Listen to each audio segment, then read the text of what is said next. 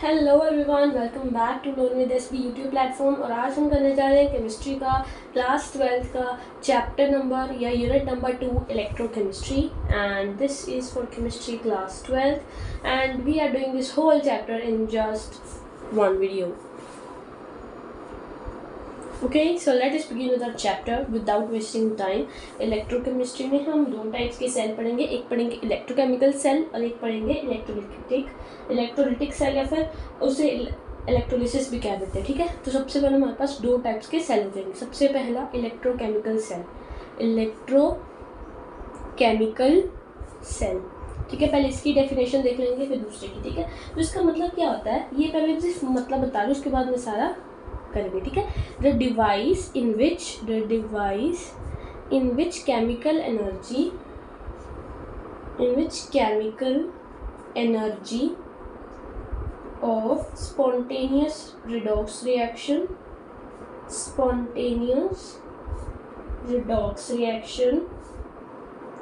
is converted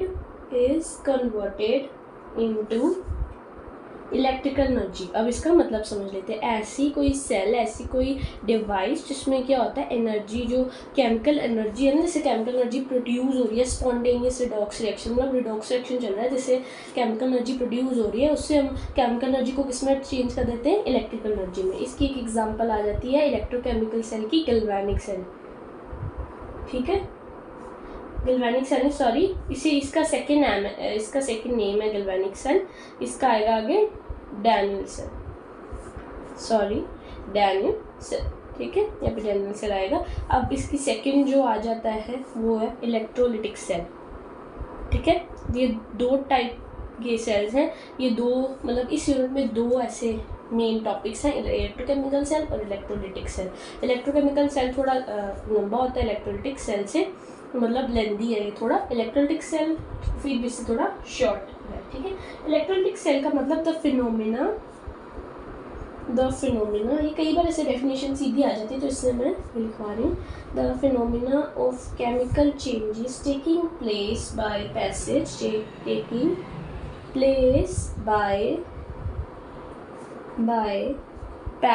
of electrical energy from external sources, मतलब जिसमें chemical energy produce करने के लिए हमें इलेक्ट्रिकल एनर्जी देनी पड़ती है, एक्सटर्नल सोर्सेज। मतलब इसमें क्या करते थे, केमिकल एनर्जी जो बनती थी उससे हम इलेक्ट्रिकल एनर्जी प्रोड्यूस करते थे। केमिकल एनर्जी से इलेक्ट्रिकल एनर्जी, यहाँ पे इलेक्ट्रिकल एनर्जी दे करके हमारे पास केमिकल एनर्जी प्रोड्यूस हो रही है। ठीक है, अब हम शुरू करते हैं हमारे सेल मेन बात पर। उससे पहले हमें ये पता है ऑयल रिग, ये बहुत ही पुराना है, 10th में भी हमने पढ़ा हुआ है। ये ऑयल यानी oxidation is loss of electron. यहाँ पे oxidation is loss of electron. ठीक है, ये याद रख लेना, काफ़ी यूज होता है ये। और यहाँ पे reduction is gain of electron, बस आपको ये याद रखना है। ये इसमें काफ़ी यूज होता रहता है इलेक्ट्रोकेमिकल सेल में। अब आते हैं हम अपनी मेन बात पर, इलेक्ट्रोकेमिकल सेल। इसकी कंस्ट्रक्शन काफ़ी इंपॉर्टेंट है, हम ये कर लेते हैं। ठीक है, तो इलेक्ट्रोकेमिकल सेल में क्या होता है, ये रिडॉक्स रिएक्शन होता है इसमें, जैसे हमने यहाँ पर भी पढ़ा, रिडॉक्स रिएक्शन होता है, मतलब ऑक्सीडेशन और रिडक्शन दोनों होता है इसमें, ये तुम्हें पता है। ठीक है, इसमें क्या होता है, जो जैसे हम ऐसे करते हैं, पहले हम इसकी डायग्राम बना लेते हैं कि कैसे कैसे चीज़ें होती हैं, फिर ही हम इसका क्या करेंगे, इसके साथ साथ ही कंस्ट्रक्शन वगैरह लिख लेंगे। जैसे इसमें क्या होता है, हमारे पास दो हाफ सेल्स होते हैं, एक दो बीकर्स हैं, यानी ये दो हाफ सेल्स हैं, ये दो कंटेनर्स हैं। ठीक है, इसमें क्या है, इस साइड हम कोई मान लीजिए आप यहाँ पे हम जिंक लगा रहे हैं। ठीक है, और इस साइड क्या लगा रहे हैं, कॉपर। ठीक है, ये एक बार हम ऐसे ड्रॉ करते हैं, इसे मत देखिए। ठीक है, तो यहाँ पर ये हमारे पास क्या है, वायर है जो इसके साथ कनेक्टेड है। ये क्या है, एनोड है और ये कैथोड। ठीक है, और यहाँ से हमारा इलेक्ट्रॉन पास कर रहे हैं, इधर हमारा करंट आ रहा है। ठीक है, वो भी सभी बताती हूँ। इसके अंदर सॉल्यूशन है जिंक सल्फेट सॉल्यूशन, यानी ZnSO4, ये जिंक है, और इसके अंदर ZnSO4 सॉल्यूशन है, और ये Cu है, इसके अंदर क्या है, CuSO4 सॉल्यूशन है। अभी आपको समझ नहीं आ रहा है, मैं आपको सब बताती हूँ, ठीक है। तो ये 1 मोलर सोल्यूशन दोनों, ये क्या है, ऑक्सीडेशन हाफ सेल है। जिंक हमेशा क्या करता है, अपने जो इलेक्ट्रॉन है वो लूज करता है, तो ये ऑक्सीडेशन करता है, यानी ये ऑक्सीडेशन हाफ सेल है। ये एक बी को फिर इसमें क्या बोला हुआ है, सेल, हाफ सेल, क्योंकि ये हाफ है ना, ये हाफ सेल है। अगर पूरा, ये पूरा एक सेल है, ठीक है। और इलेक्ट्रोकेमिकल सेल में ये पूरा इसको सेल कहते हैं। तो इन दोनों को आधे ये अपने अलग हैं, तो ये क्या है, हाफ सेल है। ये ऑक्सीडेशन हाफ सेल और ये रिडक्शन हाफ सेल, ठीक है। ऑक्सीडेशन हाफ सेल और ये रिडक्शन हाफ सेल। अब आते हैं हम अपनी मेन बात पर, ठीक है। इसमें क्या होता है इलेक्ट्रोकेमिकल सेल में, in this oxidation and reduction takes place in separate cell containers called half cells, ठीक है। इसमें क्या है, जो रिडॉक्स रिएक्शन हो रहा है वो 2 सेपरेट कंटेनर्स में हो रहा है। Redox reaction in separate container, separate container में क्या होता है, रिडॉक्स रिएक्शन होता है। एक में यहाँ पे हमारे पास ऑक्सीडेशन हो रही है, इधर क्या हो रही है, रिडक्शन हो रही है, ठीक है। और ये जो रिडॉक्स रिएक्शन है ना, ये स्पॉन्टेनियस है, इधर ये भी काम करता है और इधर ये भी काम करता है। ये नहीं है कि पहले ये काम करेगा फिर ये, नहीं, ये इकट्ठे काम करते हैं। स्पॉन्टेनियस यानी इकट्ठे काम करते हैं, स्पॉन्टेनियस रिएक्शन है, ठीक है, स्पॉन्टेनियस, ठीक है। और ये केमिकल एनर्जी प्रोड्यूस करते हैं, तो क्या फॉर्म करते हैं, इलेक्ट्रिकल एनर्जी फॉर्म होती है। इससे क्या फॉर्म होती है, इलेक्ट्रिकल एनर्जी, ठीक है। ये हमने पहले इसकी डायग्राम बना ली, पर फिर भी हम इसका कंस्ट्रक्शन कर लेते हैं। वो तो मैंने पहले इसका बनाई कि समझ आ सके, ठीक है। मैं पॉइंट्स में बताने वाली, कंस्ट्रक्शन है हमारे पास। अब हमने क्या किया, पहले 2 बीकर्स ले लिए, 2 बीकर्स कॉल्ड हाफ सेल्स, ठीक है। उसमें क्या है, 1 मोलर ही होना चाहिए, ये 1 मोलर है दोनों इसके अंदर, 1 molar Zn zinc sulphate solution and copper sulphate solution. Zinc sulphate का जो सोल्यूशन वो कलरलेस होता है, कॉपर सल्फेट ब्लू कलर का होता है, ठीक है। ये 1 मोलर हमने दोनों सोल्यूशन ले लिए। तो जिंक रोड, ये हमने जिंक रोड को किस में डिप कर दिया, जिंक रोड को हमने डिप कर दिया ZnSO4 सोल्यूशन में, और कॉपर रोड को डिप कर दिया कॉपर सल्फेट सोल्यूशन में, ठीक है। जिंक रोड को जिंक सल्फेट, कॉपर रोड को कॉपर, जिंक को जिंक सल्फेट में, कॉपर रोड को कॉपर सल्फेट में, ठीक है। तो इन दोनों, ये एनोड है और ये कैथोड है, ठीक है। इन दोनों को रोड्स को इकट्ठा क्या कहेंगे, electrodes. Rods are called electrodes, ठीक है, इलेक्ट्रोड्स बोलते हैं, ठीक है।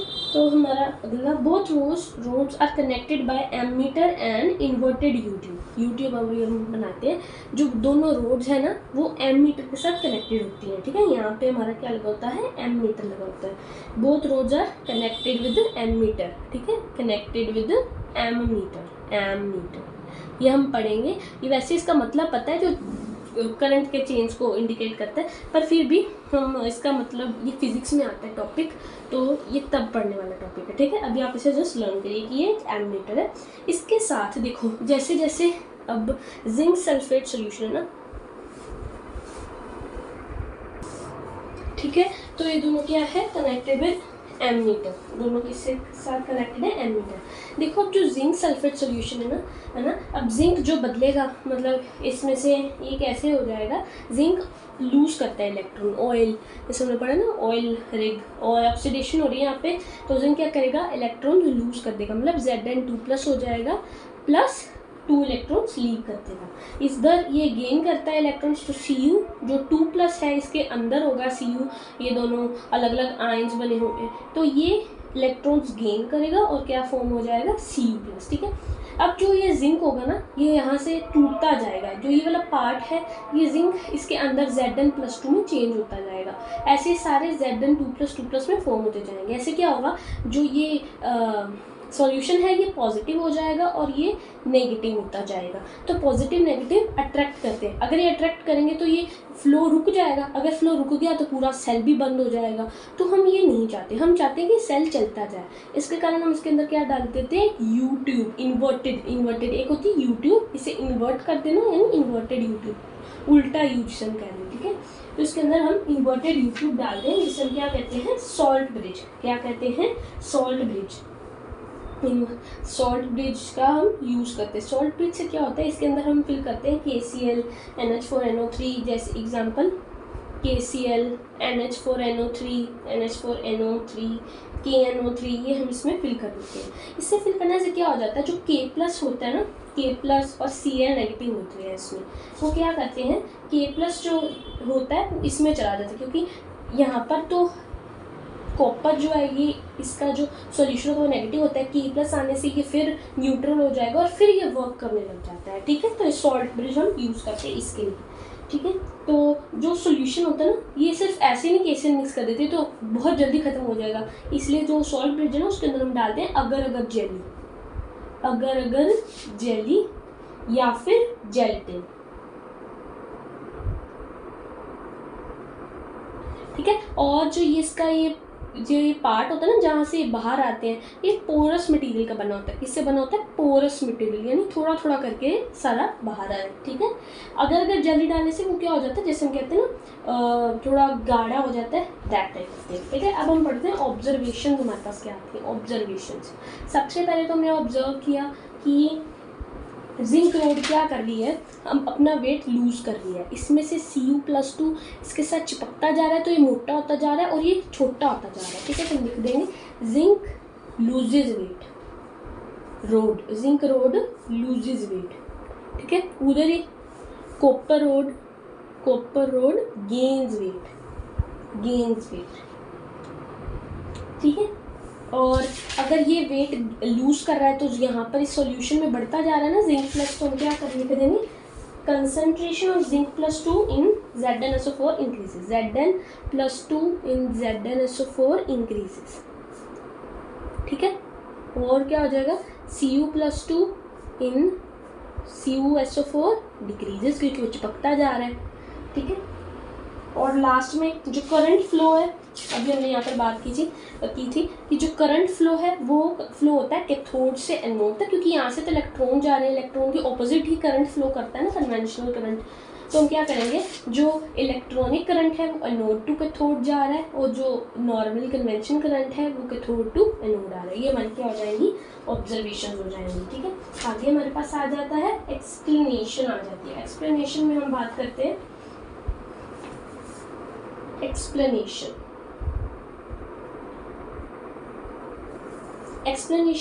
यानी हम पढ़ेंगे कि जो जिंक होता है, लाइक जिंक Zn+2, यहाँ पे सॉलिड फॉर्म में होता है, Zn+2 + 2 इलेक्ट्रॉन ऐसे हो जाता है। ठीक है, तो इससे क्या होता है, जो जिंक सॉलिड फॉर्म में होता है ना, वो क्या करता है, इलेक्ट्रॉन लूज करता है, अपना इलेक्ट्रॉन लूज कर देता है, और जो सॉल्यूशन के अंदर कैसे फॉर्म में आ जाता है, Zinc+2 की फॉर्म में आ जाता है। जैसे हमें पता है जिंक का जो वैलेंसी होती है ना, तो वो 2 इलेक्ट्रॉन लूज करके ज़्यादा बेटर उसे लगता है। ठीक है, तो Cu+2 जो होता है, तो Cu+2 को गेन करना है। ठीक है, क्योंकि वो रिडक्शन करता है। ठीक है, तो ये गेन कर लेते हैं। ठीक है, तो यही हमारा एक्सप्लेनेशन बस यही था कि ये मैं वैसे पहले समझा चुकी हूँ, फिर भी रिपीट कर दिया मैंने। ठीक है, आगे मेरे पास आ जाता है जो ऑक्सीडेशन, जहाँ ऑक्सीडेशन होती है ना, ऑक्सीडेशन जहाँ होती है उसे क्या कहते हैं, एनोड, और जहाँ रिडक्शन होती है उसे क्या कहते हैं, कैथोड। इसे याद रखने के लिए आप याद रखिए रेड कैट यानी जहाँ रिडक्शन होती है वहाँ कैथोड फॉर्म होता है। बस आप एक याद रखिए, रेड कैट, लाल बिल्ली। ठीक है, तो यही है हमारा। आगे हम कर लेते हैं सॉल्ट ब्रिज के बारे में थोड़ी और बात। सॉल्ट ब्रिज क्या होता है, अभी हमने पढ़ा कि इन्वर्टेड यू ट्यूब होती है, जिसके अंदर क्या हम KCl NH4NO3 फिल कर देते हैं। ठीक है, और उससे किससे मतलब इसके अंदर क्या हम और मिक्स करते हैं, अगर जेली मिक्स करते हैं, और अगर जेली नहीं तो और क्या मिक्स करते हैं, जेलेटिन। जो उसकी एंडिंग पॉइंट होता है इससे हम फिक्स करते हैं पोरस मटेरियल से, ताकि ज़्यादा वो लीव ना कर जाए, सारा बाहर ना निकल जाए। तो ये जो फ्लो ऑफ इलेक्ट्रॉन्स होता है ना, वो जो सॉल्ट ब्रिज के कारण ही होता है। जो सेल वर्क कर पाता है ना, तो salt bridge is a very important part of electrochemical cell. ठीक है, ये अगर ये नहीं होगा तो हमारा जो सर्किट है वो कंप्लीट नहीं होगा। क्या होगा, सर्किट कंप्लीट नहीं होगा। ठीक है, तो हमारे पास अगर हमसे पूछ लें कि सॉल्ट ब्रिज जो है उसकी रिक्वायरमेंट क्या है, उससे होता क्या क्या है, कोई रिक्वायरमेंट, सबसे पहले तो इसकी क्या क्या रिक्वायरमेंट है, अगर हमसे पूछ लें रिक्वायरमेंट ऑफ सॉल्ट ब्रिज, ये कई बार क्वेश्चन आ सकता है, पर आपको पता भी होना चाहिए। ठीक है, requirement of salt bridge. Requirement का मतलब यानी क्या ज़रूरत क्या है। सबसे पहले तो mobility of cation and A9, ठीक है, जिंक अनाइन और कॉपर आयन की मोबिलिटी यानी movement, cation and anion. Anion यानी अ नेगेटिव आयन, ठीक है, अ नेगेटिव आयन, ठीक है। दूसरा, ions of electrolyte do not involve in chemical change. जो इलेक्ट्रोलाइट के आयन्स हैं जो होते हैं सॉल्ट ब्रिज के, वो उसमें कोई काम नहीं करते, मतलब वो सेल नहीं चलाते, वो जस्ट उसकी मूवमेंट को बढ़ा देते हैं, उन्हें बस न्यूट्रल कर देते हैं, ठीक है। ये फर्स्ट पॉइंट था और ये second point. Ions of electrolyte, जो इलेक्ट्रोलाइट हम डालते हैं KCl NH4NO3, इन दोनों में से कोई भी डू नॉट इन्वॉल्व, वो इन्वॉल्व नहीं करते, जैसे कैटलिस्ट इन्वॉल्व नहीं करता ना, वैसे ये भी इन्वॉल्व नहीं करते। तीसरा, saturated solution of electrolyte is prepared in अगर अगर jelly, so it prevents mixing with solution. इसके साथ क्या होता है, सॉल्यूशन के साथ मिक्सिंग नहीं करता, prevents mixing with solution, prevents mixing with solution. ये हमारा हो गया। आगे आ जाता है जी हमारे पास छोटी सी बात, ठीक है। अगर ना हम क्या करते हैं, कई बार अगर हम इन्हें वोल्टेज प्रोवाइड कर दें ना, लाइक अब तो ये खुद वर्क कर रहे हैं, ठीक है, अगर हम इसे वोल्टेज प्रोवाइड कर दें ना इस सेल को, ठीक है, अगर ये स्टॉप कर जाते हैं, ठीक है, ये स्टॉप कर गए, ऐसे आएगा ये, अगर ये स्टॉप कर गए हैं ना, इसे अगर हम वोल्टेज प्रोवाइड कर देंगे ना तो ये फिर से मूव करने लगेगा, ठीक है। अगर हम सॉल्ट ब्रिज ना दें और जस्ट इसे ऐसे वोल्टेज प्रोवाइड कर दें तो ये मूव करने लगता रहता है, ठीक है। तो ठीक है, अगर V जो वोल्टेज है वो 1.1 से छोटी हो तो रिएक्शन क्या होता है, स्लो होता है, ठीक है। अगर वो बिल्कुल 1.1 के इक्वल हो तो रिएक्शन क्या हो जाती है, बिल्कुल बंद हो जाती है, स्टॉप हो जाती है।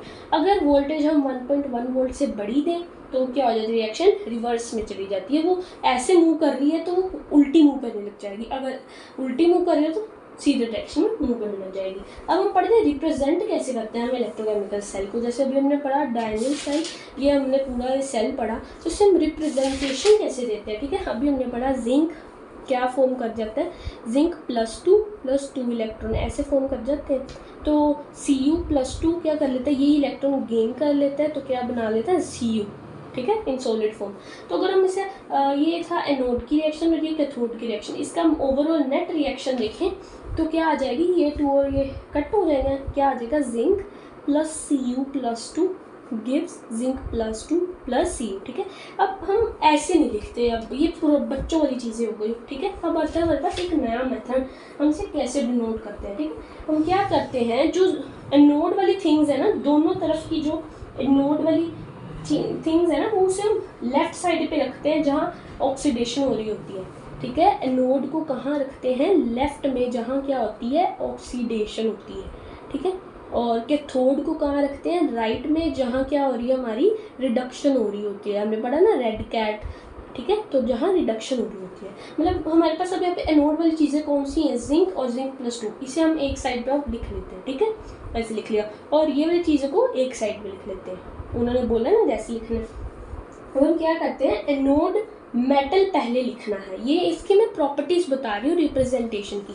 सबसे पहले हमने एनोड और कैथोड को अलग अलग करके देखना है, फिर जो एनोड मेटल है वो पहले लिखना है, एनोड मेटल क्या लिखना है, पहले लिखना है, और जो कैथोड मेटल है वो लास्ट में लिखना है, मतलब जो आयंस हैं वो सेंट्रल में होंगे इसके, ठीक है। एनोड मेटल पहले और कैथोड मेटल इसके बाद में, ठीक है। तो इसको हम कैसे शो करते हैं, इसके अंदर हम लाइंस ऐसे शो करते हैं, ये एक अलग हाफ सेल है और ये अलग हाफ सेल है, इससे हमें ये हाफ सेल्स का पता लगता है और ये हमारे पास पूरा क्या बन जाता है, सेल बन जाता है, ठीक है। यही हमारी क्या है, रिप्रेजेंटेशन करते हैं। हमारे पास आ जाता है इलेक्ट्रोड पोटेंशियल, ये भी बहुत इंपॉर्टेंट टॉपिक है, ये आपको मिलेगा जो फिजिक्स का चैप्टर है उसमें भी आपको मिलेगा। इलेक्ट्रोड पोटेंशियल नहीं मिलेगा, वहाँ पे EMF मिलेगा, ठीक है।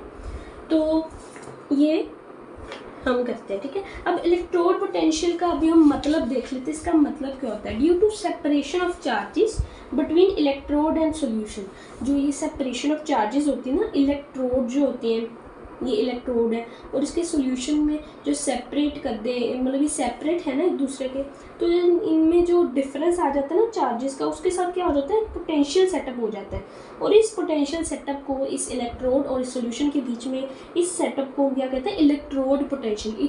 इसका और सॉल्यूशन का एक पोटेंशियल क्रिएट हो जाता है, तो उसे हम क्या कहते हैं, इलेक्ट्रोड पोटेंशियल। ठीक है, तो definition, due to its preparation, due to its separation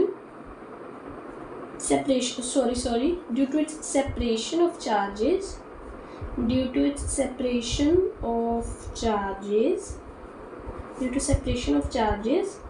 between electrodes, इन दोनों के बीच में separation of charges between electrodes and solution, potential difference is set up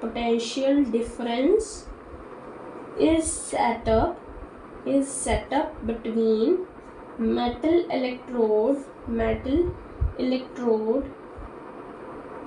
and its solution। ठीक है, ये इसकी क्या है, डेफिनेशन है, मतलब है।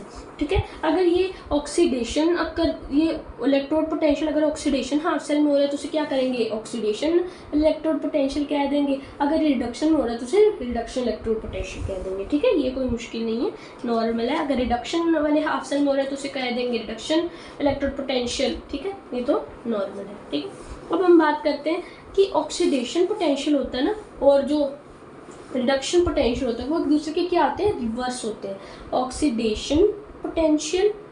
ऑक्सीडेशन इलेक्ट्रोड पोटेंशियल बोलने की जरूरत नहीं है, हम इसे ऐसे भी बोल सकते हैं। ऑक्सीडेशन पोटेंशियल इज इनवर्स, ये दो एक दूसरे के क्या होते हैं, इनवर्स होते हैं। इनवर्स ऑफ रिडक्शन पोटेंशियल, एक दूसरे के क्या है, इनवर्स होते हैं। मतलब अगर आप मान लो जिंक होता ही है, अगर ऑक्सीडेशन पोटेंशियल उसका कितना है, 0.76 वोल्ट। अगर इसका हमसे पूछना कि रिडक्शन इन पोटेंशियल फाइंड करो तो ये क्या हो जाएगा, -0.67 वोल्ट। ठीक है, इसका इन्वर्स है, ये पॉजिटिव साइड है तो ये नेगेटिव साइड हो जाएगा। ठीक है, तो अकॉर्डिंग टू IUPAC, मतलब IUPAC international union of pure and applied chemistry, half cells are always written as reduction half cells and potentials are represented by reduction electrode potential। जब भी हमने किसी चीज़ की बात करनी है तो हम रिडक्शन पे फोकस करते हैं, उसके ऑक्सीडेशन पे फोकस नहीं करते। कोई भी हमने पोटेंशियल की बात करनी है, किसी सेल को देखना, तो reduction half cell is the first priority of us. ठीक है, आगे आ जाता है EMF and cell potential. EMF क्या होता है, इलेक्ट्रोमोटिव फोर्स मतलब EMF मतलब the difference between electrode potential of two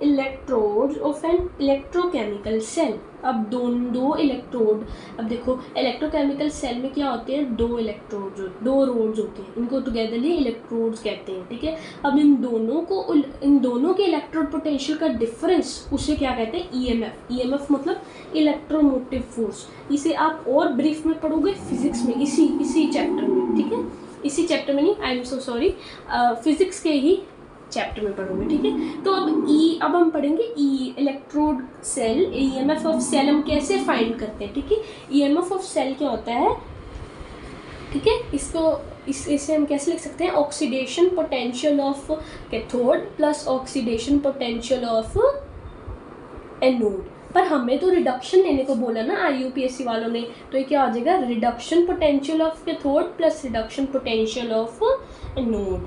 ठीक है, पर यहाँ पर तो ये, अब देखो यहाँ पर प्लस है और रिडक्शन वाला क्या होता है, इसका ऑपोजिट, तो साइन भी क्या आ जाएगा, ऑपोजिट। तो ये reduction potential of cathode minus reduction potential of anode. ठीक है, अब ई सेल यानी EMF ऑफ सेल या फिर इलेक्ट्रोमोटिव फोर्स ऑफ सेल, या फिर इसे कहते हैं सेल पोटेंशियल। EMF को हम और क्या कह देते हैं, सेल पोटेंशियल भी कह देते हैं। ई सेल जो हम फाइंड करते हैं ना, इलेक्ट्रोड, इसका इलेक्ट्रोड पोटेंशियल। ठीक है, तो हम इसे कैसे लिख देंगे, E cathode minus E anode.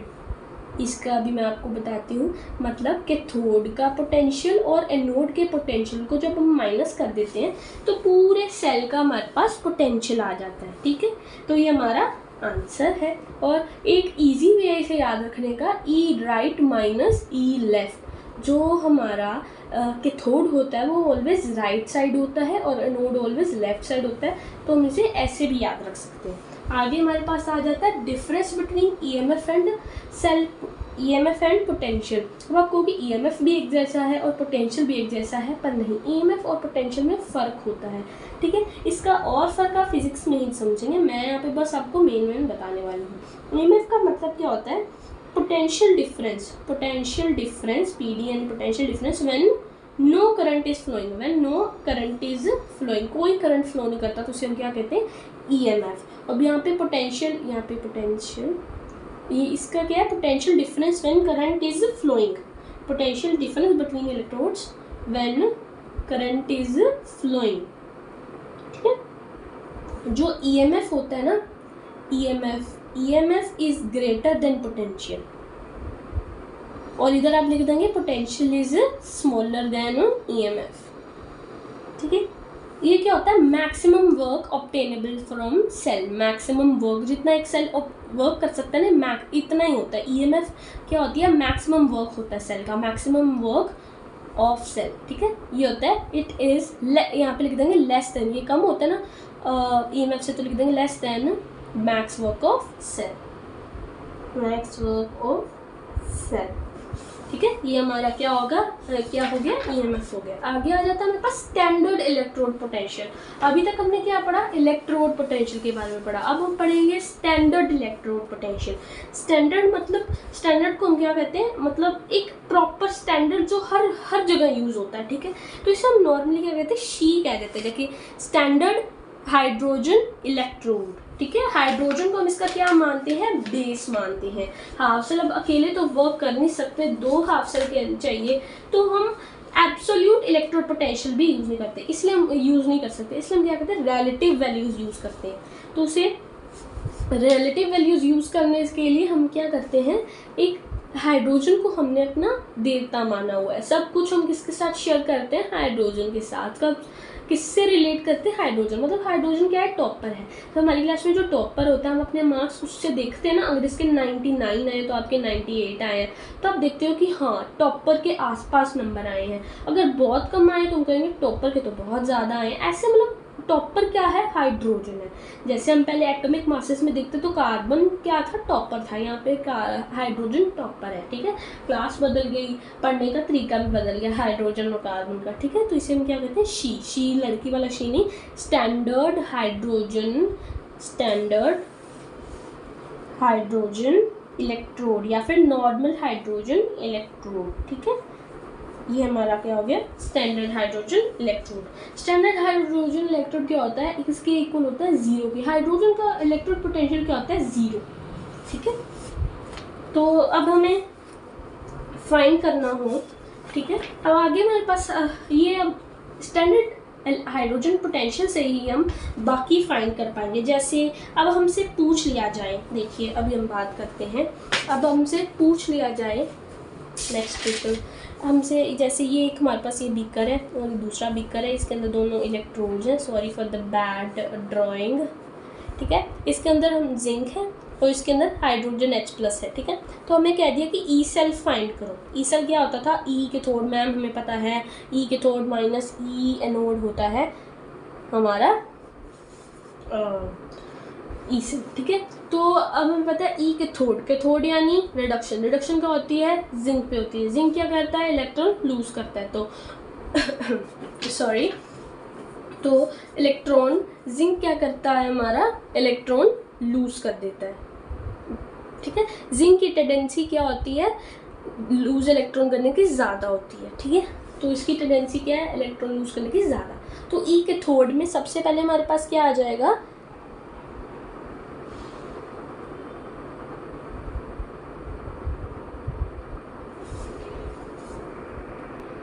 ठीक है।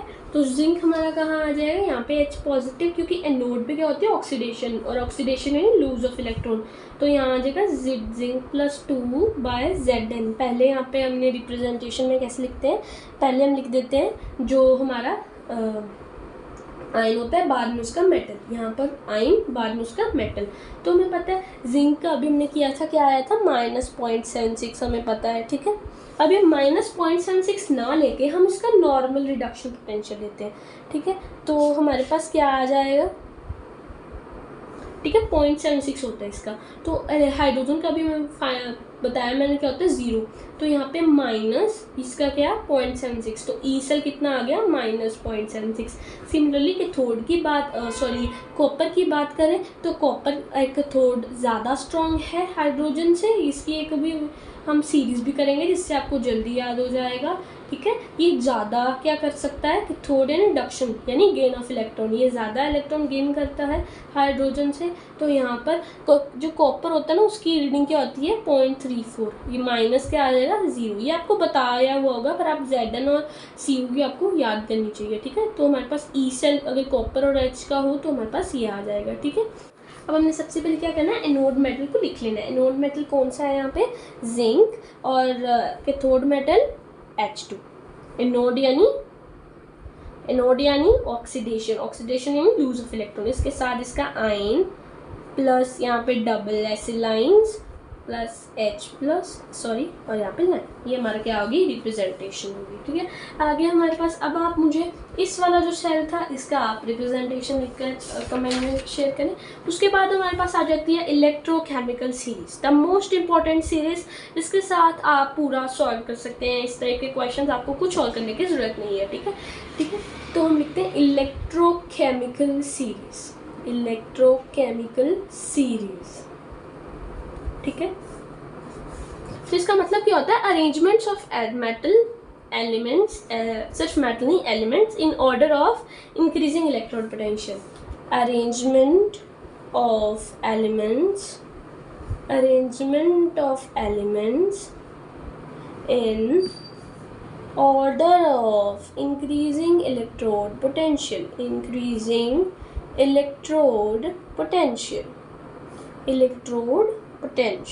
ठीक है जी। तो ये क्या होता है, इसका मतलब इलेक्ट्रोकेमिकल सीरीज के अगर आपसे कोई पूछ ले तो ये आप उसकी डेफिनेशन बता देंगे। तो अब हम देख लेते हैं इसकी जो सीरीज। तो ये हमारी क्या है, इलेक्ट्रोकेमिकल सीरीज है, ये यहाँ से, और इसके नीचे स्पेस नहीं थी तो मैंने यहाँ लिख दिया, पर इसके नीचे ही आएगा। आप इसे यहाँ से शुरू करके पूरा अपने पेज पर लिखें ताकि ऐसे आपको दिक्कत ना आए, ठीक है। तो ये यहाँ पर क्या है, अच्छा हमारा 0 वोल्ट का है। इसके ऊपर जो होंगे वो क्या होते हैं, रिड्यूसिंग एजेंट्स होते हैं। सबसे स्ट्रॉन्गेस्ट ये रिड्यूसिंग एजेंट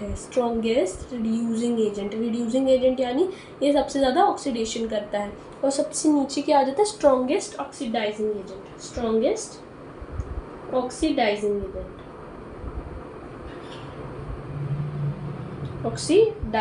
एजेंट। इस रिडक्शन इलेक्ट्रोड पोटेंशियल इस तरफ बढ़ता रहता है, ठीक है। रिडक्शन इलेक्ट्रोड पोटेंशियल,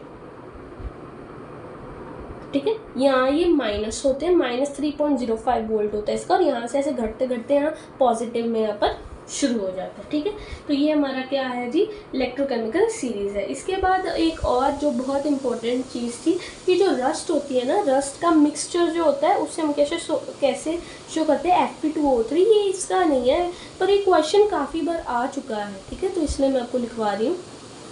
रस्ट का जो मिक्सचर होता है, अगर आपसे पूछे कि रस्ट का फॉर्मूला बताएं तो आप ऐसे लिख देंगे Fe2O3 एंड FeOH थ्राइस। तो ये हमारा क्या होता है, रस्ट का मिक्सचर होता है। उसके बाद हमारे पास आ जाएगी सबसे important, the most important topic of this chapter, and that is Nernst equation. इसका एक क्वेश्चन तो आएगा ही आएगा, आप ये भूलिए ही मत कि ये आएगा नहीं, मतलब ये आना ही है। आप इसे रट लें जैसे मर्जी, बस नर्स्ट इक्वेशन इतना मुश्किल भी नहीं है पर ये आएगा ज़रूर, ठीक है। तो अब यहाँ पर हमारे पास सबसे पहले मैं ऐसे करती हूँ, इक्वेशन नोट कर देती हूँ। इक्वेशन हमारे पास क्या होती है, इक्वेशन अगर देखिए हम स्टैंडर्ड इलेक्ट्रोड पोटेंशियल निकालना सीख गए, but in electrochemical cell standard reduction potentials are given, then concentration of electrolyte is 1 molar and temperature is 298 Kelvin. If concentration and temperature are not standard, Nernst equation कब use करते हैं, जब concentration and temperature are not standard, are not standard. जब standard होगी तो हम वही standard reduction potential वाला फॉर्मूला यूज़ कर लेंगे, पर यहाँ पर ये स्टैंडर्ड नहीं है तो इसलिए हमें नर्स्ट इक्वेशन का यूज़ करना पड़ता है। ठीक है, तो रिडक्शन पोटेंशियल हम ऐसे इससे फाइंड करते हैं। ठीक है, इसका फॉर्मूला क्या होता है, जैसे ई सेल, जो स्टैंडर्ड इलेक्ट्रोड पोटेंशियल होता है ना, उसके हम यहाँ पर सर्कल लगा देते हैं, ई नॉट सेल भी बोल सकते हैं इसे। जो पीछे हमने किया है यहाँ पर सब में ई नॉट आ जाएगा, कई बार ई नॉट लिख देते हैं, कई बार हम इसे ऐसे करके कट भी कर देते हैं, ऐसे कट भी कर देते हैं, बट ज़्यादातर ये सर्कल ही ऊपर लगाया जाता है। ठीक है, E not cell minus R T. R T में सबका मतलब बता देती हूँ, पहले मैं नोट कर देती हूँ। एल एन एम यानी प्रोडक्ट एक्वस। ठीक है, यहाँ पर ई देखिए, ई सेल क्या है, रिडक्शन पोटेंशियल है, और ये ई नॉट सेल क्या है, standard reduction potential. R here is Rydberg's constant, या फिर हम क्या कह सकते हैं यूनिवर्सल गैस कांस्टेंट। इसकी क्या वैल्यू होती है 8.314 जूल पर मोल पर केल्विन। ठीक है, और एन यानी number of electrons gain during the electrode reaction. T यानी temperature in kelvin. F for farad of electricity, आप पढ़ोगे कैपेसिटर में, वहाँ पे कैपेसिटेंस का यूनिट फैरेड यूज होता है। ठीक है, तो काफ़ी चीज़ें हैं जो फिजिक्स से सिमिलरिटी खाएंगी थोड़ी बीच में, तो हम ये बस कर लेते हैं। देखिए यहाँ पर जो हम सॉल्व, इसे ना हम सॉल्व कर दें, क्योंकि एक बड़ी टर्म आ जाता है ना, ये तो कांस्टेंट वैल्यू है, एफ की भी कांस्टेंट वैल्यू है, चेंज क्या होगा सिर्फ एन। उसे सॉल्व करके हमारे पास वैल्यू आ जाती है, उसे हम कैसे लिख देते हैं, और एल को भी हम चेंज करके लॉग में कर देते हैं, क्योंकि लॉग को सॉल्व करना इज मच ईजियर। ठीक है, वैसे हमें 2.303 मल्टीप्लाई करना पड़ता है, तो इससे सॉल्व कर देंगे और इसके साथ 2.303 मल्टीप्लाई कर देंगे ताकि लॉग हो जाए। तो ये क्या हो जाएगा जी, 0.059 बाई एन यानी log of electron, sorry number of moles of electron. And यहाँ पर ये जो लॉग ऑफ दिस सॉलिड है ना, तो ये किसकी इक्वल होता है, 1 की इक्वल होता है। इसकी कंसंट्रेशन लिखनी होती है तो यहाँ पे इसकी 1 ही लेट की जाती है, तो यहाँ पर सिर्फ ये ऊपर जो लिखा जाता है वो प्रोडक्ट साइड लिखा जाता है, नीचे जो लिखा जाता है वो रिएक्टेंट साइड लिखा जाता है। ठीक है जी, तो अब हम कर लेते हैं आगे, और यहाँ पर 0.059 बाय एन, ये बहुत इंपॉर्टेंट है, आप इससे ज़्यादा करें। और एफ की वैल्यू, फैरेड की वैल्यू किसके बराबर होती है, 96500 कूलम। अगर इसकी परफेक्ट वैल्यू देखें तो वो होती है 96368, पर इसे सॉल्व कर पाना is difficult, so we take this one. ठीक है, अब देखिए आगे हमारे पास आ जाता है जो डैनियल सेल होता है, उसके लिए हम देख लेते हैं। अगर आपको डैनियल सेल का सीधा बोल दें कि आपको सॉल्व करना है तो आप कैसे सॉल्व करेंगे जी, तब आप सीधा ही लिख सकते हैं। अगर डैनियल सेल का हो तो E cell is equal to E not cell minus 0.059 by, इसमें कितने होते हैं, 2 इलेक्ट्रॉन शेयर हो रहे होते हैं, तो लॉग ऊपर कौन सा, प्रोडक्ट साइड में कौन सा आयन, Zn+2, प्रोडक्ट साइड में कौन सा आयन, Zn+2 एक्वस। ठीक है, सॉलिड का तो वो पॉजिटिव ही 1 ही आ जाएगा। ठीक है, ये हमारी क्या हो जाएगी, उसके लिए नर्स्ट इक्वेशन फॉर्म हो जाएगी। नर्स्ट इक्वेशन के आप बस सीधा वैल्यूज फिल करिए तो ये काफ़ी क्वेश्चन आ जाते हैं इस पर। आगे हमारे पास आता है कंसंट्रेशन सेल, जैसे सेम एलिमेंट्स यूज़ हो रहे हैं दोनों साइड। ठीक है, दोनों की बस कंसंट्रेशन, जैसे ये भी एक बीकर है और ये भी एक बीकर है, दोनों में क्या हो रहा है, जो कंसंट्रेशन है वो अलग है, यहाँ पर मान लीजिए 1 मोलर है, यहाँ पर 2 मोलर है, बस कंसंट्रेशन अलग है, पर जो एलिमेंट्स यूज़ किए जा रहे हैं वो क्या है, दोनों सेम है। तो उसके लिए क्या करते हैं, ई सेल, उसके लिए क्या हो जाएगा, दोनों का पोटेंशियल, इलेक्ट्रोड पोटेंशियल जो है ना वो कंसंट्रेशन पे डिपेंड नहीं करता, कितनी क्वांटिटी है वो सेम ही रहता है। अब इसका 0.34 है तो ये 0.34 रहेगा, तो ई नॉट सेल क्या आ जाएगा, ई कैथोड माइनस ई एनोड, तो वो क्या आ जाएगा, 0.34 माइनस 0.34 वो क्या आएगा, 0। तो यहाँ पर ई नॉट सेल जो हम फिल करेंगे वो क्या आ जाएगा, 0। तो हम यहाँ पर 0 माइनस क्या आ जाएगा, 0.059 by N log C1 by C2, concentration 1 by concentration 2। ठीक है, अब यहाँ पर माइनस है,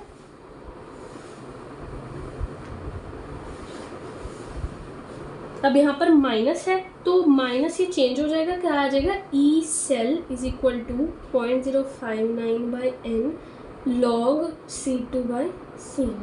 ठीक है, ये हमारा आ जाएगा।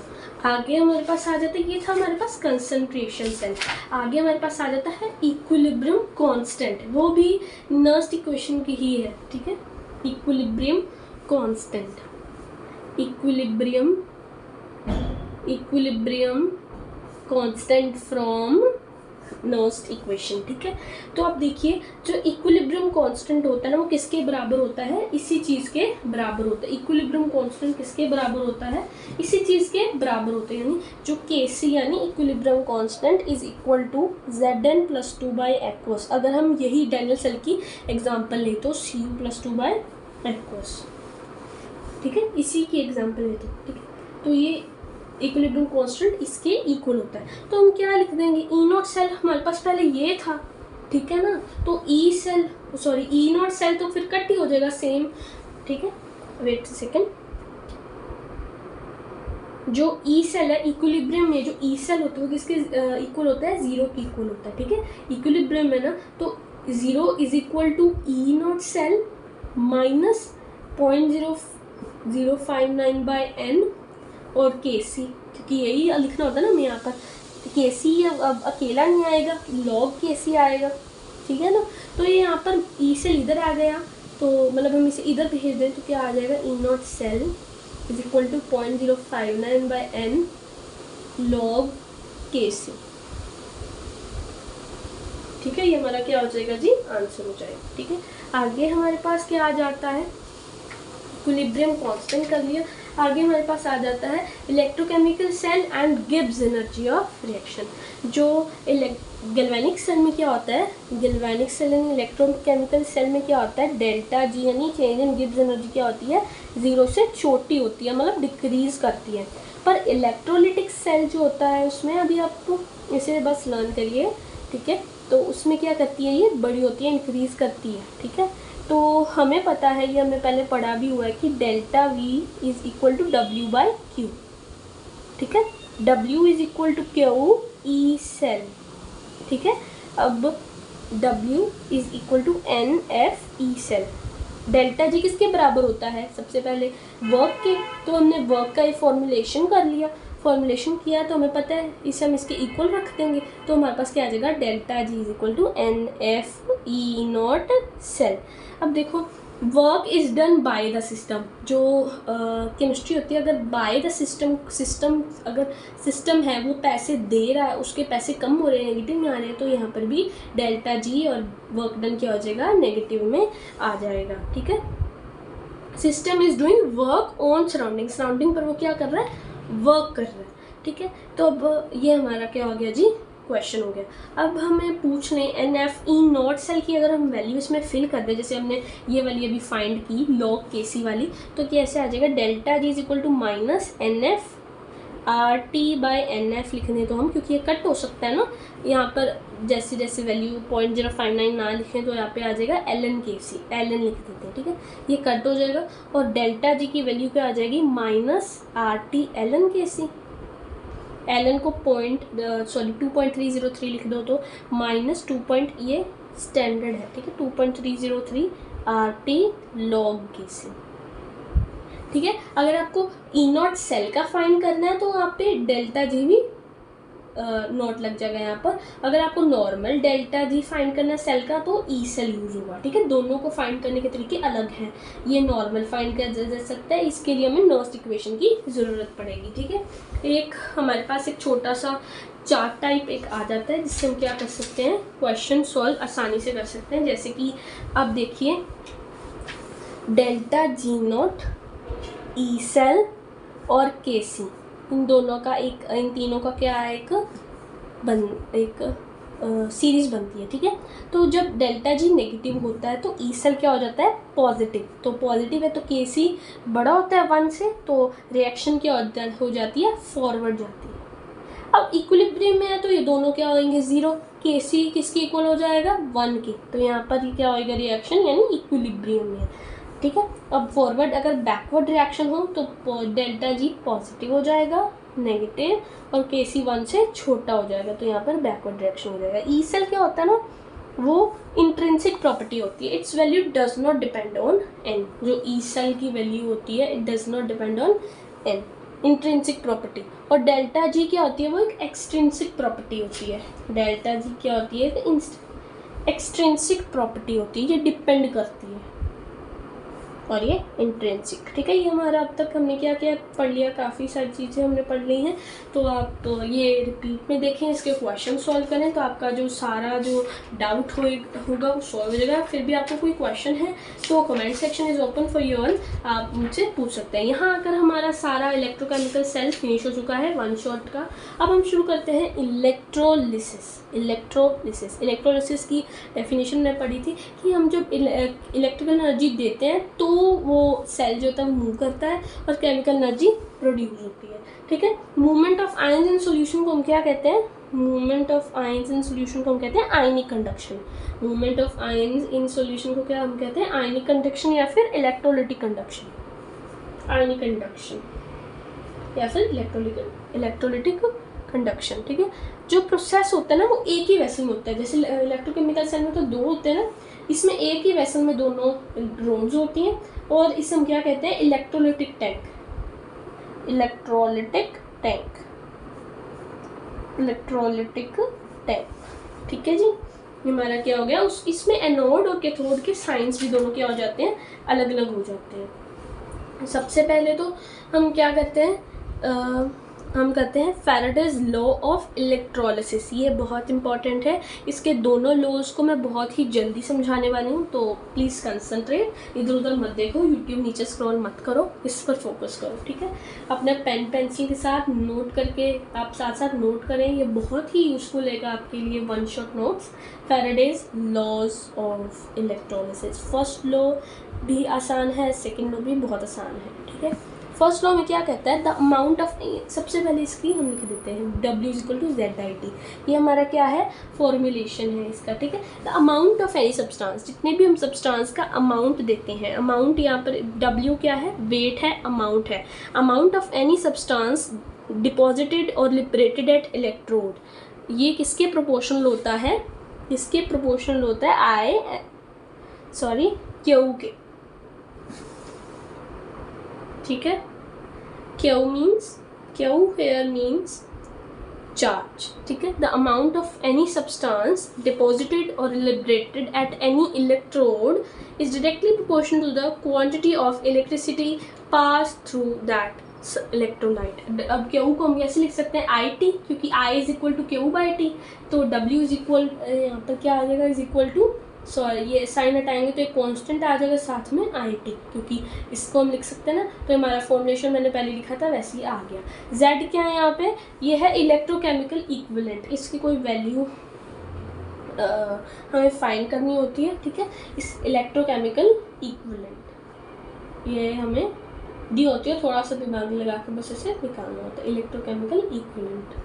ये हमारा था फैराडेज लॉ ऑफ इलेक्ट्रोलिसिस। ठीक है, तो अमाउंट ऑफ, इसकी थोड़ी वर्डिंग लिख देते हैं नीचे, कई बार आपको पूछ लेते हैं तो आप सीधा ये नहीं लिख सकते, the amount of any substance deposited on any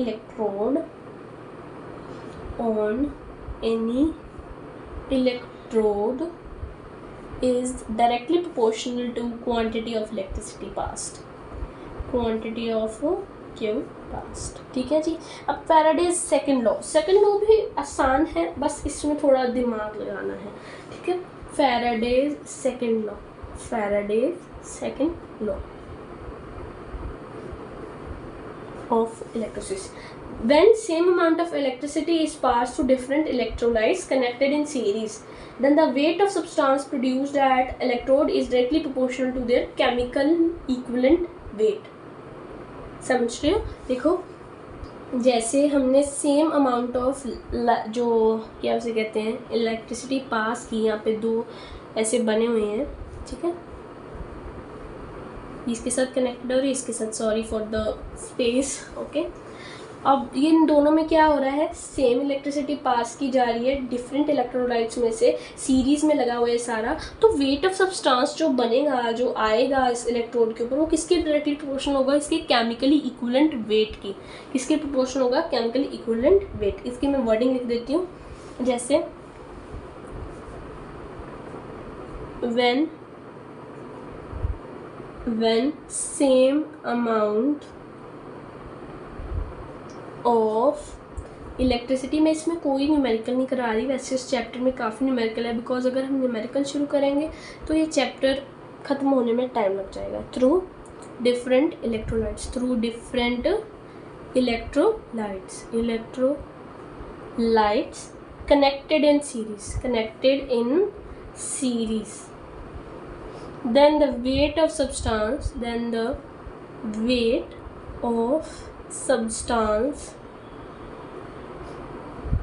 produced at electrode is directly proportional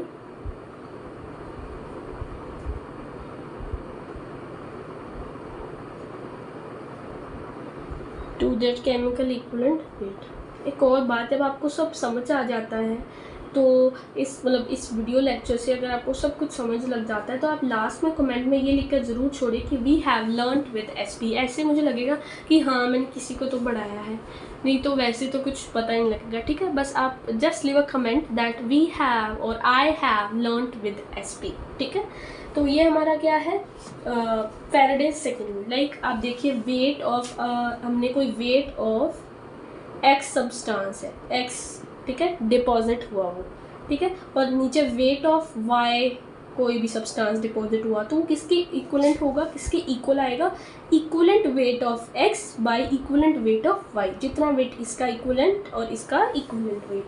ठीक है, मॉडर्न टर्म में इक्वलेंट वेट जो है ना, ये वर्ड यूज कम किया जाता है। इनफैक्ट इसकी जगह हम एन फैक्टर वर्ड ज़्यादा यूज करते हैं। ठीक है, equivalent word is an old term now. ठीक है, आगे हमारे पास आ जाते हैं सेल्स जैसे कि गैल्वेनिक सेल, और ये बहुत इंपॉर्टेंट है। उससे पहले सेल शुरू करने से पहले हम डिफरेंस कर लेते हैं किसके बीच में, इलेक्ट्रोकेमिकल सेल और इलेक्ट्रोलिटिक सेल के बीच में डिफरेंस कर लेते हैं। We have space over here, will do it over here.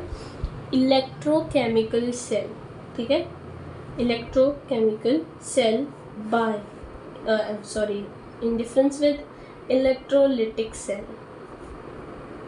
Also tell me some things which I could improve through this lecture or through this whole video, and I would love to improve the things you find out that are wrong. Okay, तो electrochemical cell we have converts, अभी हमने पढ़ा था, ये क्या करता है, chemical energy को इलेक्ट्रिकल एनर्जी में कन्वर्ट करता है। इसके लिए हमें इलेक्ट्रिकल एनर्जी देनी पड़ती है, जिससे ही केमिकल एनर्जी में कन्वर्ट करता है।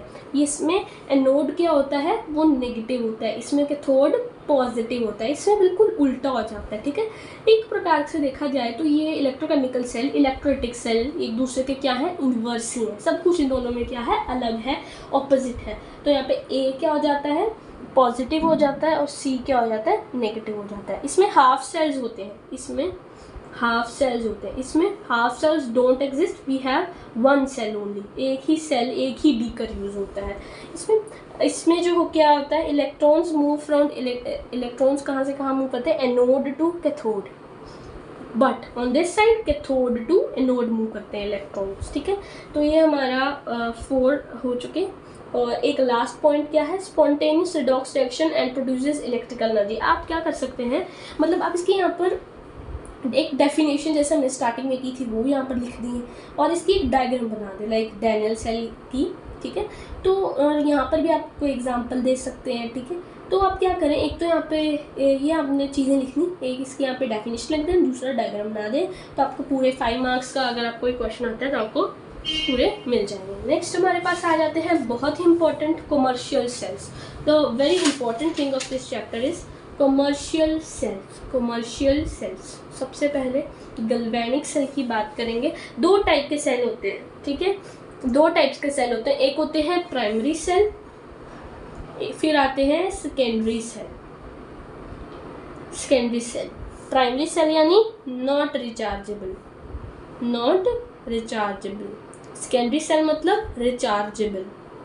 अब जैसे नॉट रिचार्जेबल कौन से सेल्स होते हैं, जैसे कि हम यूज़ करते हैं, जैसे रिमोट्स में यूज़ करते हैं, वो नॉट रिचार्जेबल होता है, पर कई लोग उससे मतलब चार्ज कर लेते हैं। आई डोंट नो हाउ, कई लोगों से मैंने सुना है कि हमने उसे चार्ज किया ठीक है। तो बट वो होते नॉट रिचार्जेबल हैं, वो ड्राई सेल्स होते हैं। और इसमें हम दो चीज़ें पढ़ने वाले हैं, ड्राई सेल और इसका सेकंड पार्ट मर्क्यूरी सेल, ये हम पढ़ने वाले हैं दोनों चीज़ें। और रिचार्जेबल में कौन से आ जाते हैं, लीड स्टोरेज सेल और nickel cadmium cell, cadmium cell, nickel cadmium cell, ठीक है। ठीक है, एक और चीज़, जो कमर्शियल सेल होते हैं उसमें क्या होना चाहिए कि क्या उसकी प्रॉपर्टीज़ क्या होनी चाहिए, जिसके मतलब हम कहते हैं ना उसकी खूबियाँ क्या होनी चाहिए।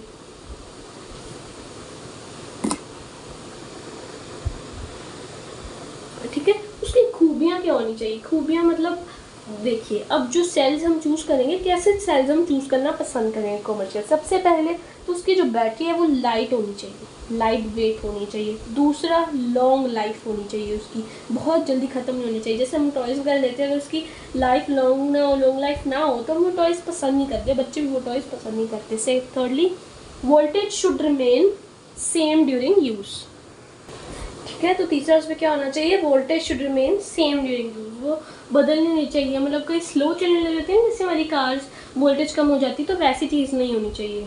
सीधा बंद हो जाए तो बेहतर है, पर वो चीज़ थोड़ी इरिटेट कर जाती है, ठीक है।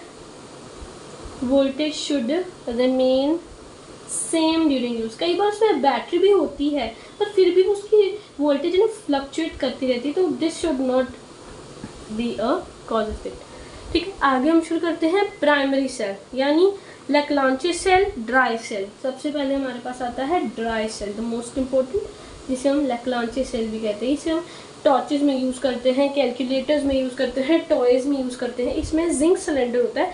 जिंक सिलेंडर कैसे एक्ट करता है, एनोड जैसा। हमेशा जिंक सिलेंडर एनोड जैसा एक्ट करना पसंद करता है। एनोड यानी जहाँ ऑक्सीडेशन होती है,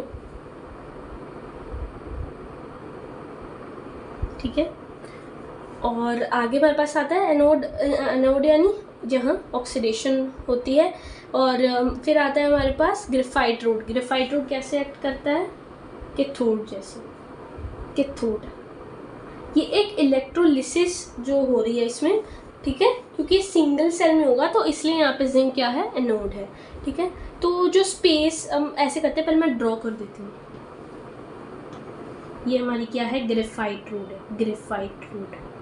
ये एक बड़ा सेल, वैसे ये बड़ा बना लूँ, वही जो सेल होते हैं ना रिमोट्स के अंदर डालते हैं, वही सेल है ये। और यहाँ पर इसको कवर करने के लिए एक पेस्ट यूज़ की जाती है। ये पेस्ट यहाँ पर है, इसी कौन सी पेस्ट है, MnO2+C, MnO2+C, ठीक है, manganese oxide dioxide and powdered carbon, ठीक है। और यहाँ पर ये क्या, कौन सा सिलेंडर होता है, जिंक सिलेंडर होता है, जिंक का यहाँ पर यूज़ किया जाता है। अब एनोड में देखें तो एनोड क्या करेगा, जिंक क्या करेगा, इलेक्ट्रॉन्स लूज कर देगा वैसे ही, ठीक है। और कैथोड में देखें तो MnO2+NH4 पॉजिटिव, यहाँ पर क्या है, NH4Cl+ ZnCl2 को मिक्सचर होता है यहाँ पर, ठीक है, उसे प्रोटेक्ट करने के लिए। तो NH+4 के साथ रिएक्ट करेगा, +1 इलेक्ट्रॉन, तो क्या फॉर्म हो जाएगा, MnOH, manganese oxide hydroxide + NH3, ठीक है। अब इसका ओवरऑल रिएक्शन चाहिए तो हम इसको 2 के साथ मल्टीप्लाई कर देंगे, पूरी इक्वेशन को 2 के साथ 2 कट हो जाएगा और हमारे पास फॉर्म हो जाएगा, ठीक है। ओवरऑल रिएक्शन क्या आ जाएगी, Zn +2 MnO2+2 NH4। मैं पूरा ब्रीफ में नहीं जा रही हूँ, ऊपर ऊपर से मैं सब समझा रही हूँ, ठीक है। आगे क्या आ जाएगा, 2 MnOH+2 NH3, ठीक है, अमोनिया, ठीक है। ये हमारा क्या है, जो पाउडर कार्बन होता है ना, वो सिर्फ कंडक्टिविटी के लिए यूज़ होता है, ठीक है। ये आपको क्रैमिंग ही करनी है, सच कहूँ तो ये सेल्स की, मतलब मैंने भी क्रैमिंग ही की थी, आपको लर्न ही करना है, ये ऐसे होगा, ये ऐसे होगा, ठीक है। So I am not more describing it, let's move further, ठीक है। जब हम यूज़ करते हैं NH4Cl, कई बार हम NaOH या KOH भी यूज़ कर लेते हैं यहाँ पे, तो इसे हम क्या कहते हैं, एल्कलीन ड्राई सेल। अगर यहाँ पे NH4Cl यूज़ किया तो इसे हम क्या कहते हैं, एसिडिक सेल, ठीक है, क्योंकि NH4Cl ना एसिडिक आ जाता है, ठीक है। उसके बाद हमारे पास है mercury cell. Mercury mercury cell नहीं, मर्क्यूरी सेल, ठीक है। मर्क्यूरी सेल की कोई डायग्राम नहीं है, ये बस ऐसे ही हमने लर्न करना है। Used in watches and calculator, ये वॉचेज में यूज़ किया जाता है और कैलकुलेटर में यूज़ किया जाता है, ठीक है। तो ये मर्क्यूरी सेल वहाँ यूज़ होते हैं, जैसे स्मॉल सेल्स नहीं होते ऐसे ऐसे छोटे छोटे, उसे मर्क्यूरी सेल कहते हैं, ठीक है। इसमें एनोड क्या होता है, जिंक। ये आपको लर्न करना है, नोड क्या है, कैथोड क्या है, आपको क्वेश्चन आ सकता है। Zinc plus mercury, amalgam use होता है, अमलगम यूज़ होगा। उसके बाद कैथोड क्या होता है, HgO यानी mercury oxide plus powdered carbon. Electrolyte क्या यूज़ किया जाता है, KOH और ZnO। अब एनोड में क्या होगा, जिंक प्लस ये 2OH यहाँ पे आके रिएक्ट करेगा और क्या फॉर्म कर देगा, ZnO plus H2O plus 2 electrons leave हो जाएंगे, ठीक है। कैथोड में क्या होगा, HgO प्लस यहाँ पर ये करें, जो ये फॉर्म हुआ है ये यहीं पे आके रिएक्ट कर जाएगा, H2O, मतलब कोई आपको एक्स्ट्रा डालने की ज़रूरत नहीं है कैथोड में, जो ये आएगा वही से रिएक्ट कर जाएगा, ठीक है। तो 2 इलेक्ट्रॉन्स क्या फॉर्म हो जाएगा, Hg लिक्विड में प्लस 2OH, ठीक है। अब इसका ओवरऑल रिएक्शन देखें ना, तो इसमें कोई आयन प्रेजेंट नहीं है, कोई भी आयन इसमें क्या है, प्रेजेंट नहीं है। तो आयन प्रेजेंट नहीं है मतलब कंसंट्रेशन सेम रहती है, potential difference will remain constant, ठीक है। इसमें कोई चेंज नहीं आएगी, पोटेंशियल डिफरेंस कांस्टेंट रहेगा, ठीक है। ये हमारा क्या हो गया, मर्क्यूरी सेल। उसके बाद आ जाता है सेकेंडरी सेल। प्राइमरी सेल्स हमारे यहाँ पर ख़त्म हो गए, यहाँ पे शुरू हो गए secondary cells. First one is lead storage cell. इसका भी आपको लर्न ही करना होगा। ये सेल्स जो यहाँ पे इसे क्रैमिंग पार्ट समझिए इस चैप्टर का, ठीक है। एनोड में सबसे पहले Pb यानी लीड, कैथोड हमारे पास आ जाता है इसका PbO2, lead dioxide solid form, electrolyte H2SO4 solution 38%, ठीक है। एनोड में क्या होगा, Pb प्लस इलेक्ट्रोलाइट आकर रिएक्ट करेगा तो क्या फॉर्म हो जाएगा, PbSO4 प्लस 2 इलेक्ट्रॉन्स। ये उसमें इन्वर्टर्स वगैरह नहीं होते, ये उसमें यूज़ होता है। लीड सेल सबसे ज़्यादा किस में यूज़ होता है, इन्वर्टर्स में, ठीक है। कैथोड में क्या होगा, यहाँ पे रिएक्शन शुरू होती है, ठीक है। तो कैथोड में क्या होगा, PbO2 जो है किसके साथ रिएक्ट कर जाएगा, जो हमारे पास इलेक्ट्रोलाइट है, जो क्या आ जाएगा 4H plus SO -2 4 plus 2 electrons यहाँ पर इसके आके रिएक्ट कर जाएंगे। क्या फॉर्म हो जाएगा हमारे पास, PbSO4 प्लस 2H2O। बस अब इसे प्लस ऐड करके लिख दीजिए तो ओवरऑल रिएक्शन क्या आ जाएगा, PbS सॉलिड फॉर्म में PbO2 प्लस 4H प्लस वैसे ही प्लस ऐड करना है हमें, क्या रिएक्शन आ जाएगा 2 PbSO4 प्लस 2 पानी की बोतल नहीं वैसे ही 2H2O, ठीक है। ये हमारा क्या हो गया, सेकेंडरी सेल। इसकी रिचार्जिंग कैसे होगी, रिचार्जिंग में आपने क्या कर देना, मैं आपको एक ट्रिक बता देती हूँ, आप खुद नोट करिए, मैं जस्ट आपको बताने वाली हूँ। आपको क्या कर देना है, कैथोड को उसमें हमने एनोड मान लेना है और इसे उल्टा करके लिख देना है, ठीक है, इन्वर्स करके, और इसको कैथोड मान लेना है, इसको उल्टा करके लिख देना है और इस पूरी रिएक्शन को आपको उल्टा करके लिख देना है। This is just the recharge of this battery, ठीक है। ये आप खुद करेंगे। कोई डाउट है तो, इसमें कोई डाउट है तो अभी आप कमेंट कर सकते हैं, ठीक है।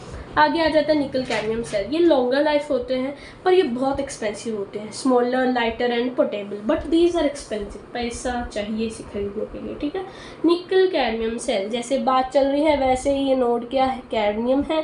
कैथोड इसमें क्या आ जाता है, निकल ऑक्साइड। कई बार हम सीधा लिख देते हैं निकल तो वहाँ पे आपके कांटा लग जाएगा, ठीक है। इलेक्ट्रोलाइट के यूज़ हो रहा है KOH, वैसे ही रिएक्शन शुरू करो एनोड में सबसे पहले। अब यहाँ पर CD है प्लस उसके साथ इलेक्ट्रोलाइट आके रिएक्ट कर गया, क्या फॉर्म हो जाएगा CDO। यहाँ पर 2 यूज़ हो रहे हैं तो प्लस पानी फॉर्म हो जाएगा एक बोतल प्लस 2 इलेक्ट्रॉन, ठीक है।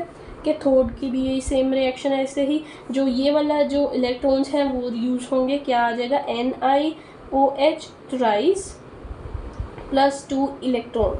ये पहले ही Ni इसके साथ रिएक्ट कर चुका है और ये फॉर्म हो गया, तो इसके साथ आगे क्या फर्दर आ गया 2NiOH twice plus 2OH negative. ठीक है, ओवरऑल रिएक्शन ये आप मैं आपको कह रही हूँ, अगर आपको समझ नहीं आ रहा, मुझे भी पहली बार मेरे अपने टीचर से समझ नहीं आया, बिलीव मी, बट आपको ये क्रैम ही करना है। ठीक है, आप जस्ट इसका ये याद रखिए, आगे का प्रोसेस आप खुद सोच भी सकते हैं पर आप क्रैम भी कर सकते हैं। ठीक है, आई मीन टू से मैंने तो इसे क्रैम ही किया था, this was the difficult part for me, but we can do it, I did it, you can also do it. Okay, तो हम ओवरऑल रिएक्शन क्या आ जाएगा, CD in solid form plus 2Ni, वैसे ही प्लस कर देना, अब तो कुछ मुश्किल है ही नहीं। अगर आपको ये फॉर्म हो गया तो आगे कुछ मुश्किल नहीं है आपके लिए, आपने सब कुछ कर लिया है। ठीक है, मतलब आपने नौकरी ले लिया, बस आपको पैसे कमाने हैं। ठीक है, तो ये हमारा हो गया, कोई गैस नहीं रिलीज हुई, कोई प्रोडक्शन स्टिक होता है इलेक्ट्रोड्स पर, और ये easily convertible, it can easily be converted into reactant, ये दोबारा रिएक्टेंट से कन्वर्ट हो सकता है। अब हमारे पास एक सेल आता है फ्यूल सेल, ये कोई कमर्शियल सेल्स का पार्ट नहीं है, this is not a part of commercial cell, this is a separate kind of cell in this chapter.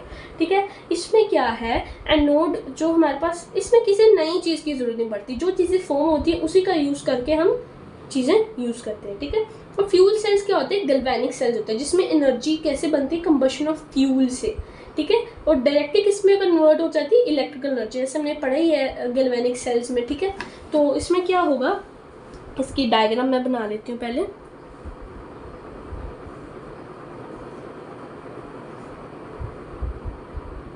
Sorry, यहाँ से आएगा H2 और यहाँ से O2।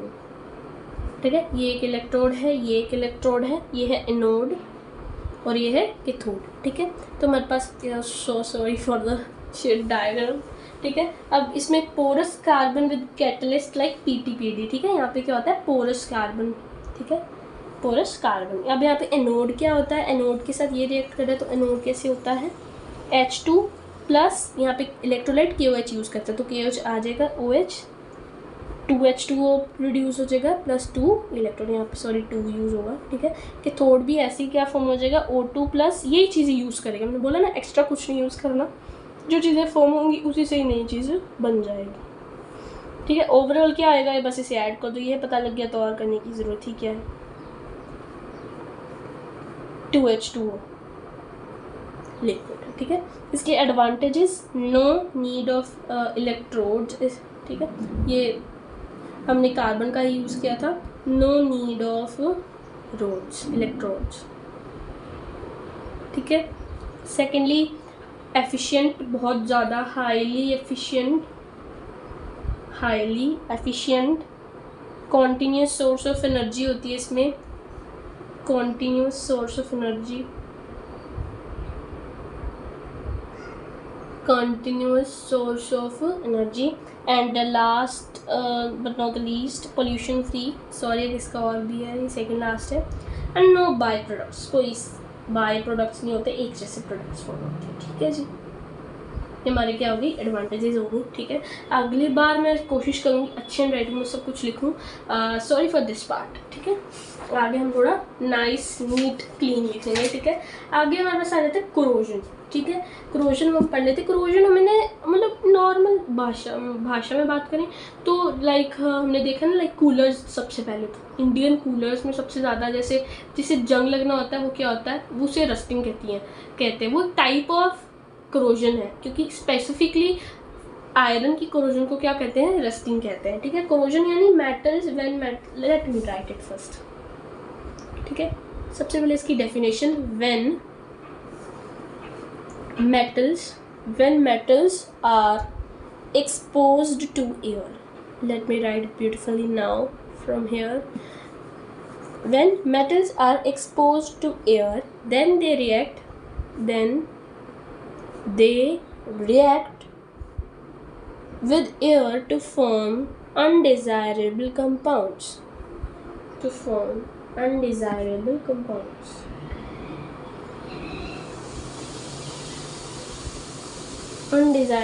compounds. This whole process is called corrosion. ठीक है, अब corrosion को इफेक्ट करने वाली क्या फैक्टर्स हैं सबसे पहले तो। ठीक है, इससे पहले हम बात कर लेते हैं, जो Fe की corrosion होती है ना, उसे हम क्या कहते हैं, रस्टिंग कहते हैं, रस्टिंग। ठीक है, उसका क्या होता है, Fe2O3.XH2। रस्टिंग का मिक्सचर अभी पहले मैंने कराया था, तो वैसा भी हो सकता है, ठीक है। तो ये iron do not rust in dry air, ये हमें पता है ड्राई और वैक्यूम में रस्ट नहीं करता। इसके साथ जब मॉइस्ट एयर रिएक्ट करती है, जब वाटर रिएक्ट करता है, तब ये Fe क्या होता है, रस्ट होता है। अब फैक्टर्स अफेक्टिंग क्रोजन क्या है, सबसे पहले तो position of metal in EMF series, जैसे हमने EMF सीरीज की है ना सीरीज, तो उसमें पोजीशन क्या है मेटल की, पोजीशन क्या है मेटल की, फैक्टर्स, ठीक है। दूसरा प्रेजेंस ऑफ इम्प्योरिटी, जितने ज़्यादा इम्प्योरिटी प्रेजेंट होगी उतनी रेट ऑफ क्रोजन इंक्रीज होगा।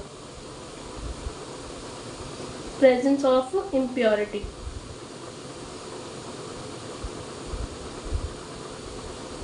उसके बाद प्रेजेंस ऑफ इलेक्ट्रोलाइट पर भी डिपेंड करती है ये, मतलब कैसा इलेक्ट्रोलाइट है उसके अंदर।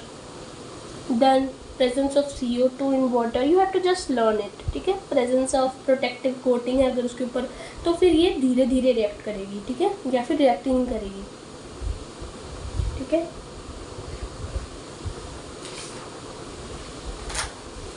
आगे मेरे पास आ जाता है प्रिवेंशन ऑफ क्रोजन, प्रिवेंट कैसे करेंगे क्रोजन को, ठीक है। प्रिवेंशन कैसे हम कर सकते हैं क्रोजन से, सबसे इसके 4 मेथड है, सीधा मैं बात करती हूँ, ठीक है। इसके 4 मेथड है, सबसे पहले इम्पॉर्टेंट वाले, ठीक है। तो सबसे पहले है बैरियर प्रोटेक्शन। बैरियर प्रोटेक्शन यानी आप बैरियर प्रोटेक्शन, जैसे हम किसी भी चीज़ को नॉर्मल हम कैसे करते हैं, बचाते हैं उसे रस्ट से, ठीक है। तो क्या करते हैं, उसे पेंट करवा लेते हैं, ठीक है। बैरियर प्रोटेक्शन में उसके आगे कोई बैरियर रख दो, जैसे ये ना मेटल, और उसके साथ में कोई बैरियर इसके आगे रख दिया यानी पेंट कर दिया, तो ये बच जाती है चीज़, मेटल बच जाता है, ठीक है।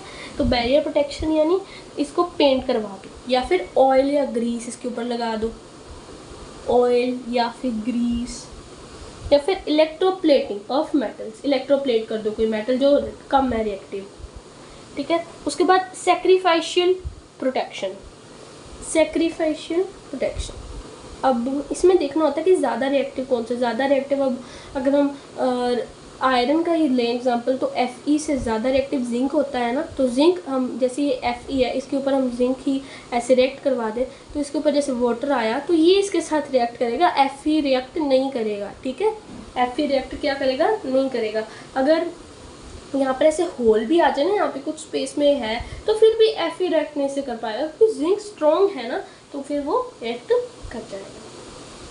तो कोटिंग ऑफ जिंक को हम क्या कहते हैं, गैल्वेनाइजेशन। और गैल्वेनाइज्ड आयरन मेंटेन्स लस्टर, उसकी लस्टर रहती है, और ये इनविजिबल लेयर फॉर्म कर लेता है उसके ऊपर, किस चीज़ की, ZnCO3 की और ZnOH ट्वाइस की, ठीक है। इलेक्ट्रिकल प्रोटेक्शन की बात करें तो इलेक्ट्रिकल प्रोटेक्शन क्या होता है, वो भी बहुत आसान है, आप बस ये 4 याद करिए इसके पॉइंट्स। इलेक्ट्रिकल प्रोटेक्शन में क्या होता है, जैसे ये कोई आयरन है, ठीक है, इसका हम साथ क्या कर देते हैं, अगर इसके ऊपर कोई वाटर वेपर आ गया, रस्ट करने के लिए कोई आ गया, तो इसके साथ हम और लेस वाला जो इसकी टेंडेंसी है ज़्यादा रेट करने की, मैग्नीशियम है जैसे, वो इसके साथ वायर लगा देते हैं। तो इलेक्ट्रिकल जैसे इसमें से इलेक्ट्रॉन पास करेगा, तो ये इसके साथ रिएक्ट करेगा और Fe रिएक्ट नहीं करेगा। यूजिंग एंटी रस्ट, जो नेक्स्ट है, using anti rust protection, using anti rust protection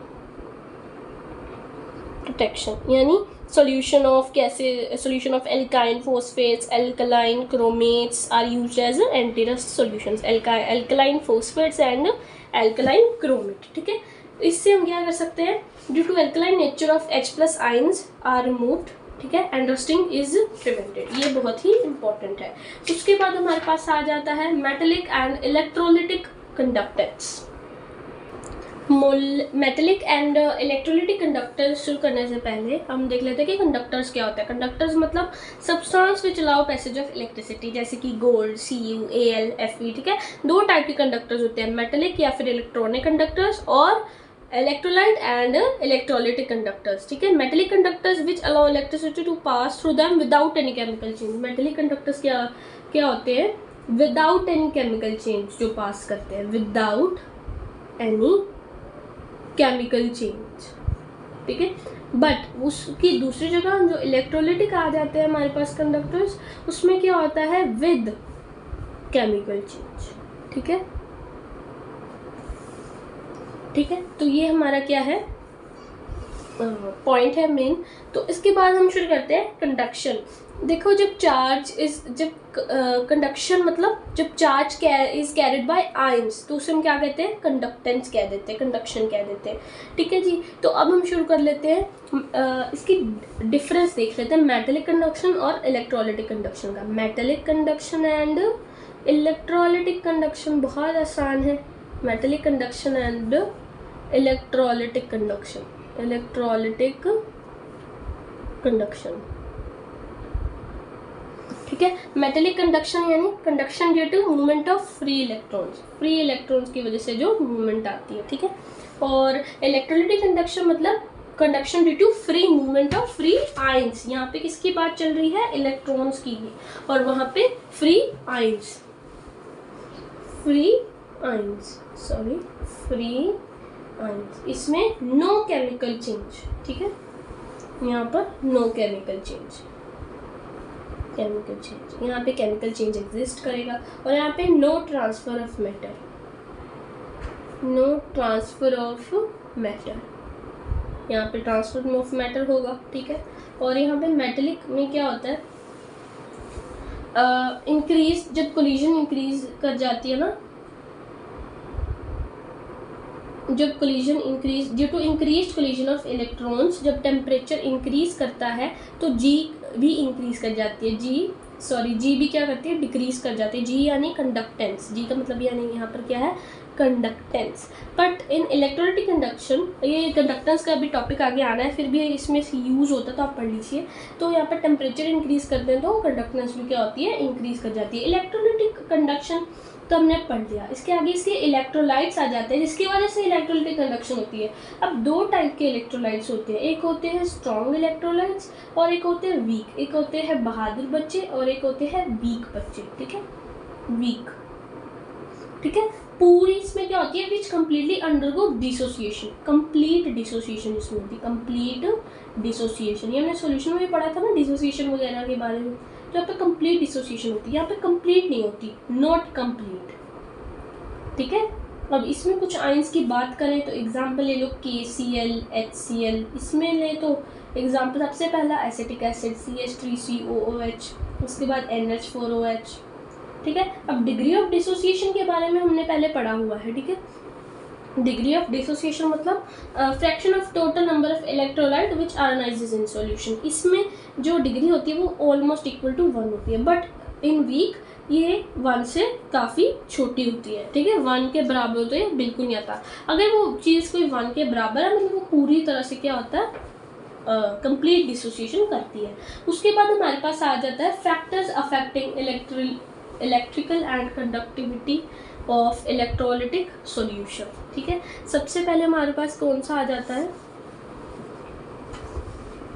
nature of electrolyte. मैं यहाँ पे बस फैक्टर्स नोट करूंगी, factors of affecting electrical conductivity. सबसे पहले nature of electrolyte, nature of electrolyte, ये इन फैक्टर्स पे क्या करता है, डिपेंड करते हैं। उसके बाद nature of solvent and it's viscosity, viscosity यानी गाढ़ापन, विस्कोसिटी, विस्कोसिटी। उसके बाद साइज ऑफ आयंस प्रोड्यूस्ड, उसके बाद concentration of solution, concentration of solution and temperature. ये 5 चीज़ों पे ये डिपेंड करता है और आपको ये लर्न करना है कि कौन कौन से फैक्टर्स पर ये डिपेंड करता है। उसके बाद हमारे पास आ जाता है इलेक्ट्रोलाइटिक कंडक्शन, यानी सबसे पहले तो इसमें आता है ओम्स लॉ, रेजिस्टेंस और कंडक्टेंस की डेफिनेशन।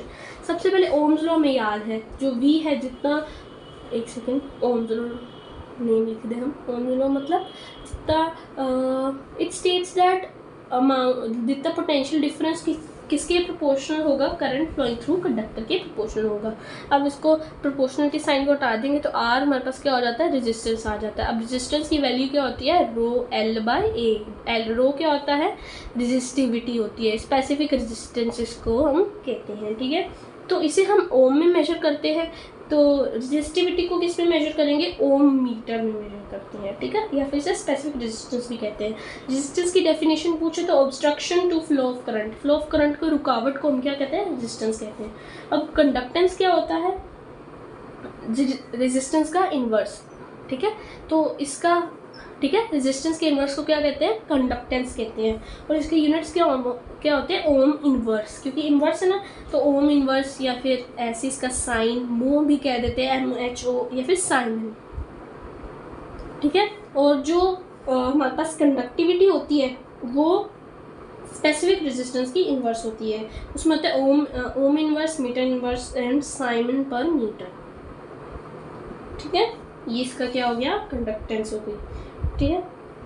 अब कंडक्टेंस का अगर हम हमसे पूछ लें कि इसकी डेफिनेशन बताओ, द ईज विद विच, ये इसका इन्वर्स है ना, ये इसका मतलब रुकावट, इसका मतलब कितनी आसानी से, ease with which electrons are flowing, ease with which electron भी लिख सकते हैं, बट करंट स्पेसिफिकली लिख लेते हैं, करंट इज फ्लोइंग, ठीक है। ये हमारा हो गया टॉपिक।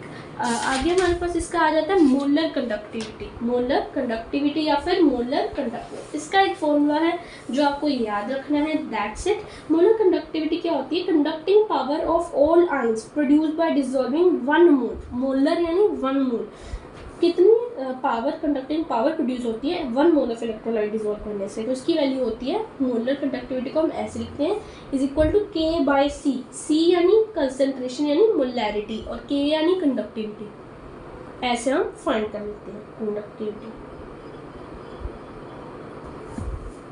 अब इसके यूनिट्स हम क्या होते हैं, Simon, centimetre square, mole inverse.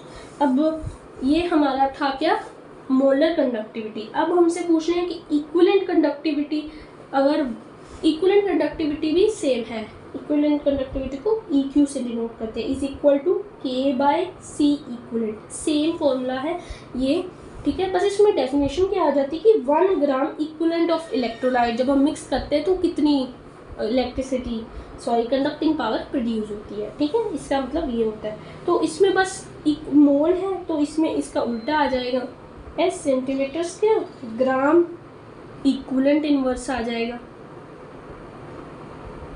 Inverse, ठीक है। ये बात आ जाती है, बस इसमें कोई खास डिफरेंस नहीं है, बस डिफरेंस तो है मोल और इक्विवेलेंट का, ठीक है। उसके बाद अगर हमें मेजरमेंट ऑफ कंडक्टेंस करनी है, जब वो पढ़े हैं व्हीटस्टोन ब्रिज में, वो कैसे करते हैं तो हम देख लेते हैं। देखिए, अगर व्हीटस्टोन ब्रिज में हमारे पास कंडक्टेंस हमें फाइंड करनी है तो हम बहुत आसान तरीके से फाइंड करते हैं, उससे उसका इन्वर्स करके। जैसे कि हमें ये है हमारे पास,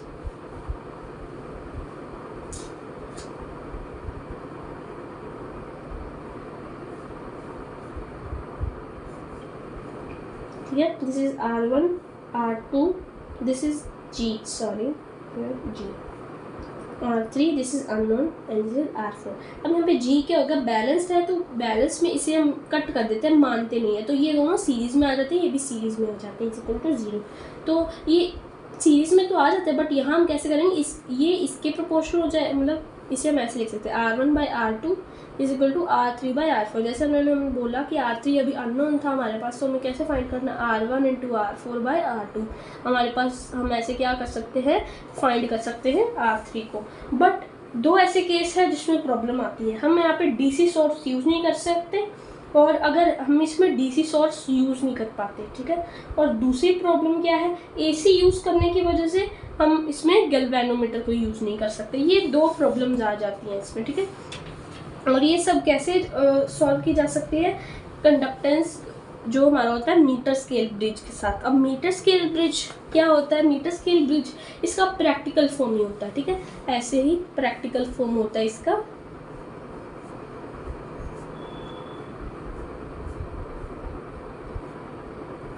ये अननोन है, यहाँ पे भी है एक R1 और ये अननोन है, यहाँ पे वायर है, स्केल भी है, और जॉकी इज अटैच्ड। ये 100 सेंटीमीटर की होती है, जैसे L है तो ये 100 - L होगा, जैसे यहाँ पे जॉकी है तो 100 - L होगा ये, ठीक है। यहाँ पे AC कनेक्टेड है, ठीक है। यहाँ पर क्या होगा, अब हमने कैसे फाइंड करना है इसे, जो ये वाली है तो इसके बराबर, इसके इक्वलेंट ये आ रहा है, तो R1/L is equal to unknown को R2/100 - L। इसे कैसे फाइंड कर लेंगे, R1/L इसके साथ 100 - L in multiplication is equal to R2। हम ऐसे फाइंड कर सकते हैं अपना अननोन वैल्यू। ठीक है, तो ऐसे हम फाइंड कर लेंगे। उसके बाद हमारे पास आ जाता है, ये था व्हीटस्टोन ब्रिज और ये है हमारा मीटर स्केल ब्रिज। और अब हम कैसे फाइंड कर सकते हैं, ये हमने सब सीख लिया है। ये था इक्विवेलेंट कंडक्टिविटी, मोलर कंडक्टिविटी, सब सीख लिया। एक और बात, अगर आपको आ जाए क्वेश्चन की नॉर्मेलिटी फाइंड करनी है आपको, नॉर्मेलिटी, तो ये किसके इक्वल आएगा, molarity into x factor, molarity into x factor. ठीक है, ये बीच में कई बार क्वेश्चन आ जाता है। नॉर्मेलिटी का फॉर्मूला ही कई बार तो सीधा एक बार पूछ लिया गया था, मैंने एक किया था क्वेश्चन पेपर सॉल्व, तो उसमें एक क्वेश्चन था कि normality is equal to molarity into some, ऐसे डैश था, तो उसमें फिल करना था। ठीक है, तो एक और बात जो हमने पढ़ा है, G is equal to 1/r, यानी कंडक्टेंस, और जो कंडक्टिविटी इज इक्वल टू 1/ρ। अब r को हम कैसे लिख सकते हैं, ρl/a। ठीक है, तो हम इसे यहाँ फिल करें तो इस इक्वेशन में, तो क्या हो जाएगा 1/ρa/l। अब यहाँ पे ये इसके बराबर होगा 1/ρ के, G is equal to k a/l। तो इस a/l जो हमारे पास आ जाता है ना, ठीक है, ये a/l वैल्यू जो आ जाती है ना, इसे हम क्या कहते हैं, सॉरी, जो ये इधर ये a/l वैल्यू आ जाती है, इसे हम क्या कहते हैं 1/g²। मतलब l/a को हम क्या कहते हैं, g², इस वैल्यू को g² कहते हैं। a/l को क्या कहेंगे फिर 1/g²। ये इधर जाएगा तो k इज इक्वल टू g² हमारे पास एक नया फॉर्म आ जाएगी। ठीक है, तो ये बहुत ही इंपॉर्टेंट है। इसके यूनिट्स क्या आ जाएंगे, मीटर इनवर्स, क्योंकि l/a है, इसके मीटर होते हैं, इसका मीटर स्क्वायर, तो ये कट हो जाएगा, तो आंसर इसका क्या आ जाएगा, यूनिट्स क्या आ जाएंगे, मीटर इनवर्स। तो ये हमारा क्या होगी, बात होगी हमारी मेन। नॉर्मेलिटी पता लग गई, ये g² वाली वैल्यूज पता लगी। अब हमारे पास आ जाता है आगे variation of conductivity and molar conductivity with concentration. इसका भी कोई खास इंपॉर्टेंट टॉपिक नहीं है, इसका एक नॉर्मल फॉर्मूला है। जैसे मोलर कंडक्टिविटी हम ऐसे फाइंड करते थे, मोलर कंडक्टिविटी, ठीक है, तो उसको फाइंड करने का एक और तरीका आ जाता है हमारे पास। ठीक है, उसका क्या, molar conductivity is equal to conductivity into volume. मतलब इसे हम ऐसे भी फाइंड कर सकते हैं, is equal to k into volume. ठीक है, इसको हम ऐसे भी फाइंड कर सकते हैं। देखिए ये एक नया फॉर्मूला आ जाता है। उसके बाद स्ट्रॉन्ग इलेक्ट्रोलाइट। स्ट्रॉन्ग इलेक्ट्रोलाइट में डिग्री ऑफ डिसोसिएशन किसकी इक्वल होता है, यूनिटी की इक्वल होता है। डिग्री ऑफ डिसोसिएशन किसकी इक्वल होता है, यूनिटी की इक्वल होता है, 1 होता है। But in case of weak electrolyte ऐसा नहीं होता है। ठीक है, ये हम कैसे फाइंड करेंगे, ठीक है, इसे अभी हम फाइंड करते हैं। अल्फा कैसे आएगा उस पर, उसको निकालने का एक फॉर्मूला है जिससे हम प्रूव कर सकते हैं, फाइंड कर सकते हैं। अब देखो, अब वीक इलेक्ट्रोलाइट्स में अल्फ़ा बहुत बहुत बड़ा छोटा होता है 1 से, तो ए बी, जैसे एक प्रोडक्ट है टूटा, डिसोसिएट हुआ, तो A प्लस B नेगेटिव आ जाएगा। टोटल मोल C थे, तो C माइनस जितने अलग अलग फॉर्म हो गए C अल्फ़ा, और यहाँ पर अलग अलग फॉर्म हो गए, तो माइनस करके जो बच्चे पीछे रह गए, तो इक्विलिब्रियम कांस्टेंट देखें तो ये आ जाएगा C अल्फ़ा, जो प्रोडक्ट साइड होते हैं, तो नीचे C माइनस C अल्फ़ा।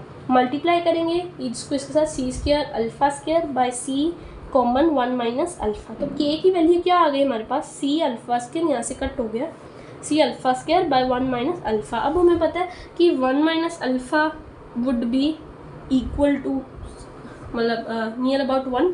ठीक है, तो K इज इक्वल टू किसकी वैल्यू आ गई, C अल्फ़ा स्क्वायर। तो अल्फ़ा की वैल्यू क्या आ गई, √KC।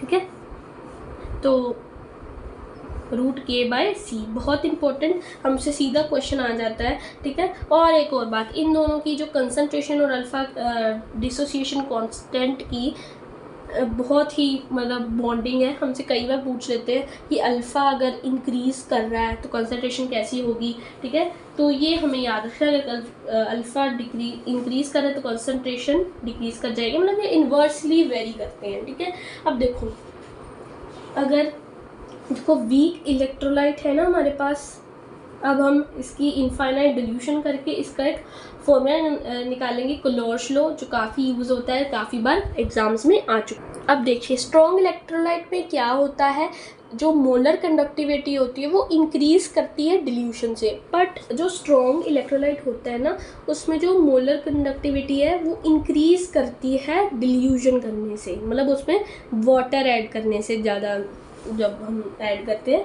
तो अगर हम उसे डिल्यूट करते जाएं तो उसकी जो कंसंट्रेशन है ना वो कम होती रहती है, कंसंट्रेशन कम होती रहती है, और हेंस क्या होता है, molar conductivity will keep on increasing, but at a some point it will stop, उसके आगे ये इंक्रीज नहीं होगी।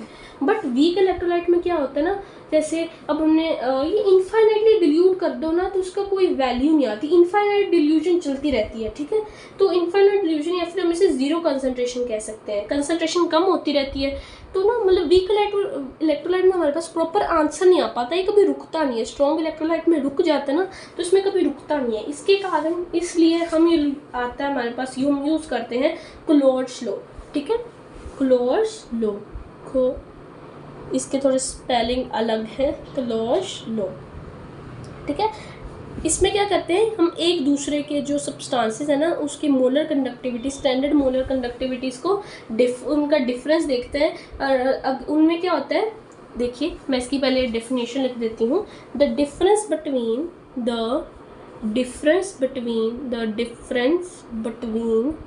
Molar conductivity of different pairs of electrolyte having common cation and anion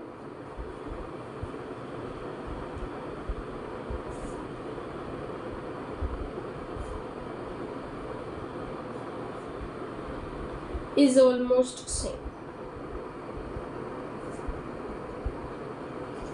जैसे हमारे पास अब देखिए, आप ले लीजिए KCl, इसकी मोलर कंडक्टिविटी है, एग्जाम्पल के तौर से मैं आपको ले रही हूँ तो फिर हम बताएंगे, इज इक्वल टू,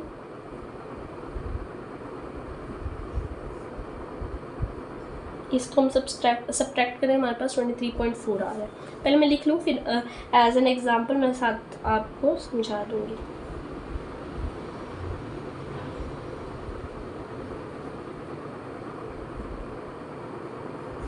इसको सब्ट्रैक्ट करेंगे तो सेम 23.4। देखिए अब इसमें K और Na सेम है, इसमें भी K और Na सेम है, डिफरेंट पेयर्स ऑफ इलेक्ट्रोलाइट है बट उसमें कॉमन कैटायन एनायन है, तो उनका डिफरेंस जो उनकी मोलर कंडक्टिविटी का वो क्या आता है, सेम आता है। यही हमारा क्या है, क्लोर्स लॉ है, ठीक है। इसे अगर हमें फाइंड करना है,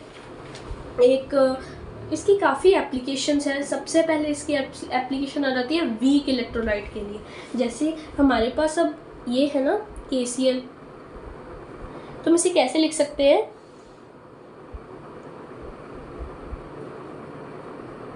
प्लस Cl, ठीक है। हम इसे ऐसे लिख सकते हैं। इसकी जो एप्लीकेशन है हम यहाँ देख, जैसे हमें CH3COH हमने अभी पढ़ा था कि क्या वीक इलेक्ट्रोलाइट है, इसकी हमने इनफाइनाइट डिल्यूजन की कंसंट्रेशन फाइंड करनी है, मोलर कंडक्टिविटी ऐसे हमारे पास, तो हम इसे कैसे लिख सकते हैं, ये नेगेटिव और H+ है, ठीक है, मतलब ये अलग अलग है, तो इसे हम कैसे लिख सकते हैं, CH3COO negative plus infinite delusion करेंगे तो ऐसे। इसको हम फाइंड नहीं कर सकते, इसको हम अलग मेथड से क्लोर्स लॉ से फाइंड कर सकते हैं। स्ट्रॉन्ग इलेक्ट्रोलाइट है तो देखिए हमारे पास आ जाता है CH3CONA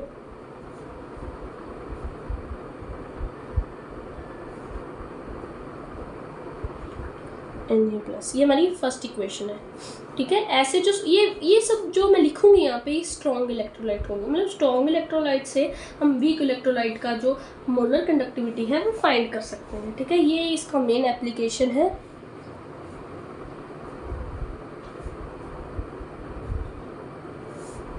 और यहाँ पे लास्ट में NaC,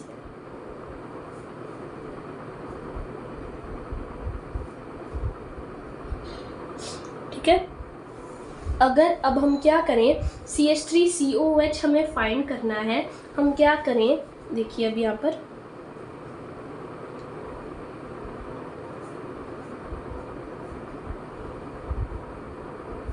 ऐसे हमारे पास ये अलग अलग की वैल्यू आ जाएगी। अब हम क्या करें, इसे और इसे माइनस करवा दे तो ये और ये कट हो जाएगा, ठीक है, और इन दोनों को भी माइनस करा दे और ये कट हो जाएगा, हमारे पास लास्ट में ये दोनों चीज़ें ऐसी यहाँ पर रह जाएंगी। इससे हमारे पास क्या आ जाएगा, CH3COH का मोलर कंडक्टिविटी हमारे पास आ जाएगी। ठीक है, ये हमारा फर्स्ट एप्लीकेशन। सेकंड, ये कैसे है, alpha is equal to infinite dilution पे क्या होता है, degree of dissociation of weak electrolyte keeps on increasing and becomes 1। ठीक है, तो ये इसका molar conductivity at C concentration and this is molar conductivity at 0 concentration, यानी इनफाइनाइट डिल्यूजन। ये इसके मेन एप्लीकेशंस है। ठीक है, और यहाँ पे हमारा जो चैप्टर इलेक्ट्रोकेमिस्ट्री हो जाता है ख़त्म। Thank you for watching and comment I have learned with SV, and it would make me happy if it is there. Thank you so much.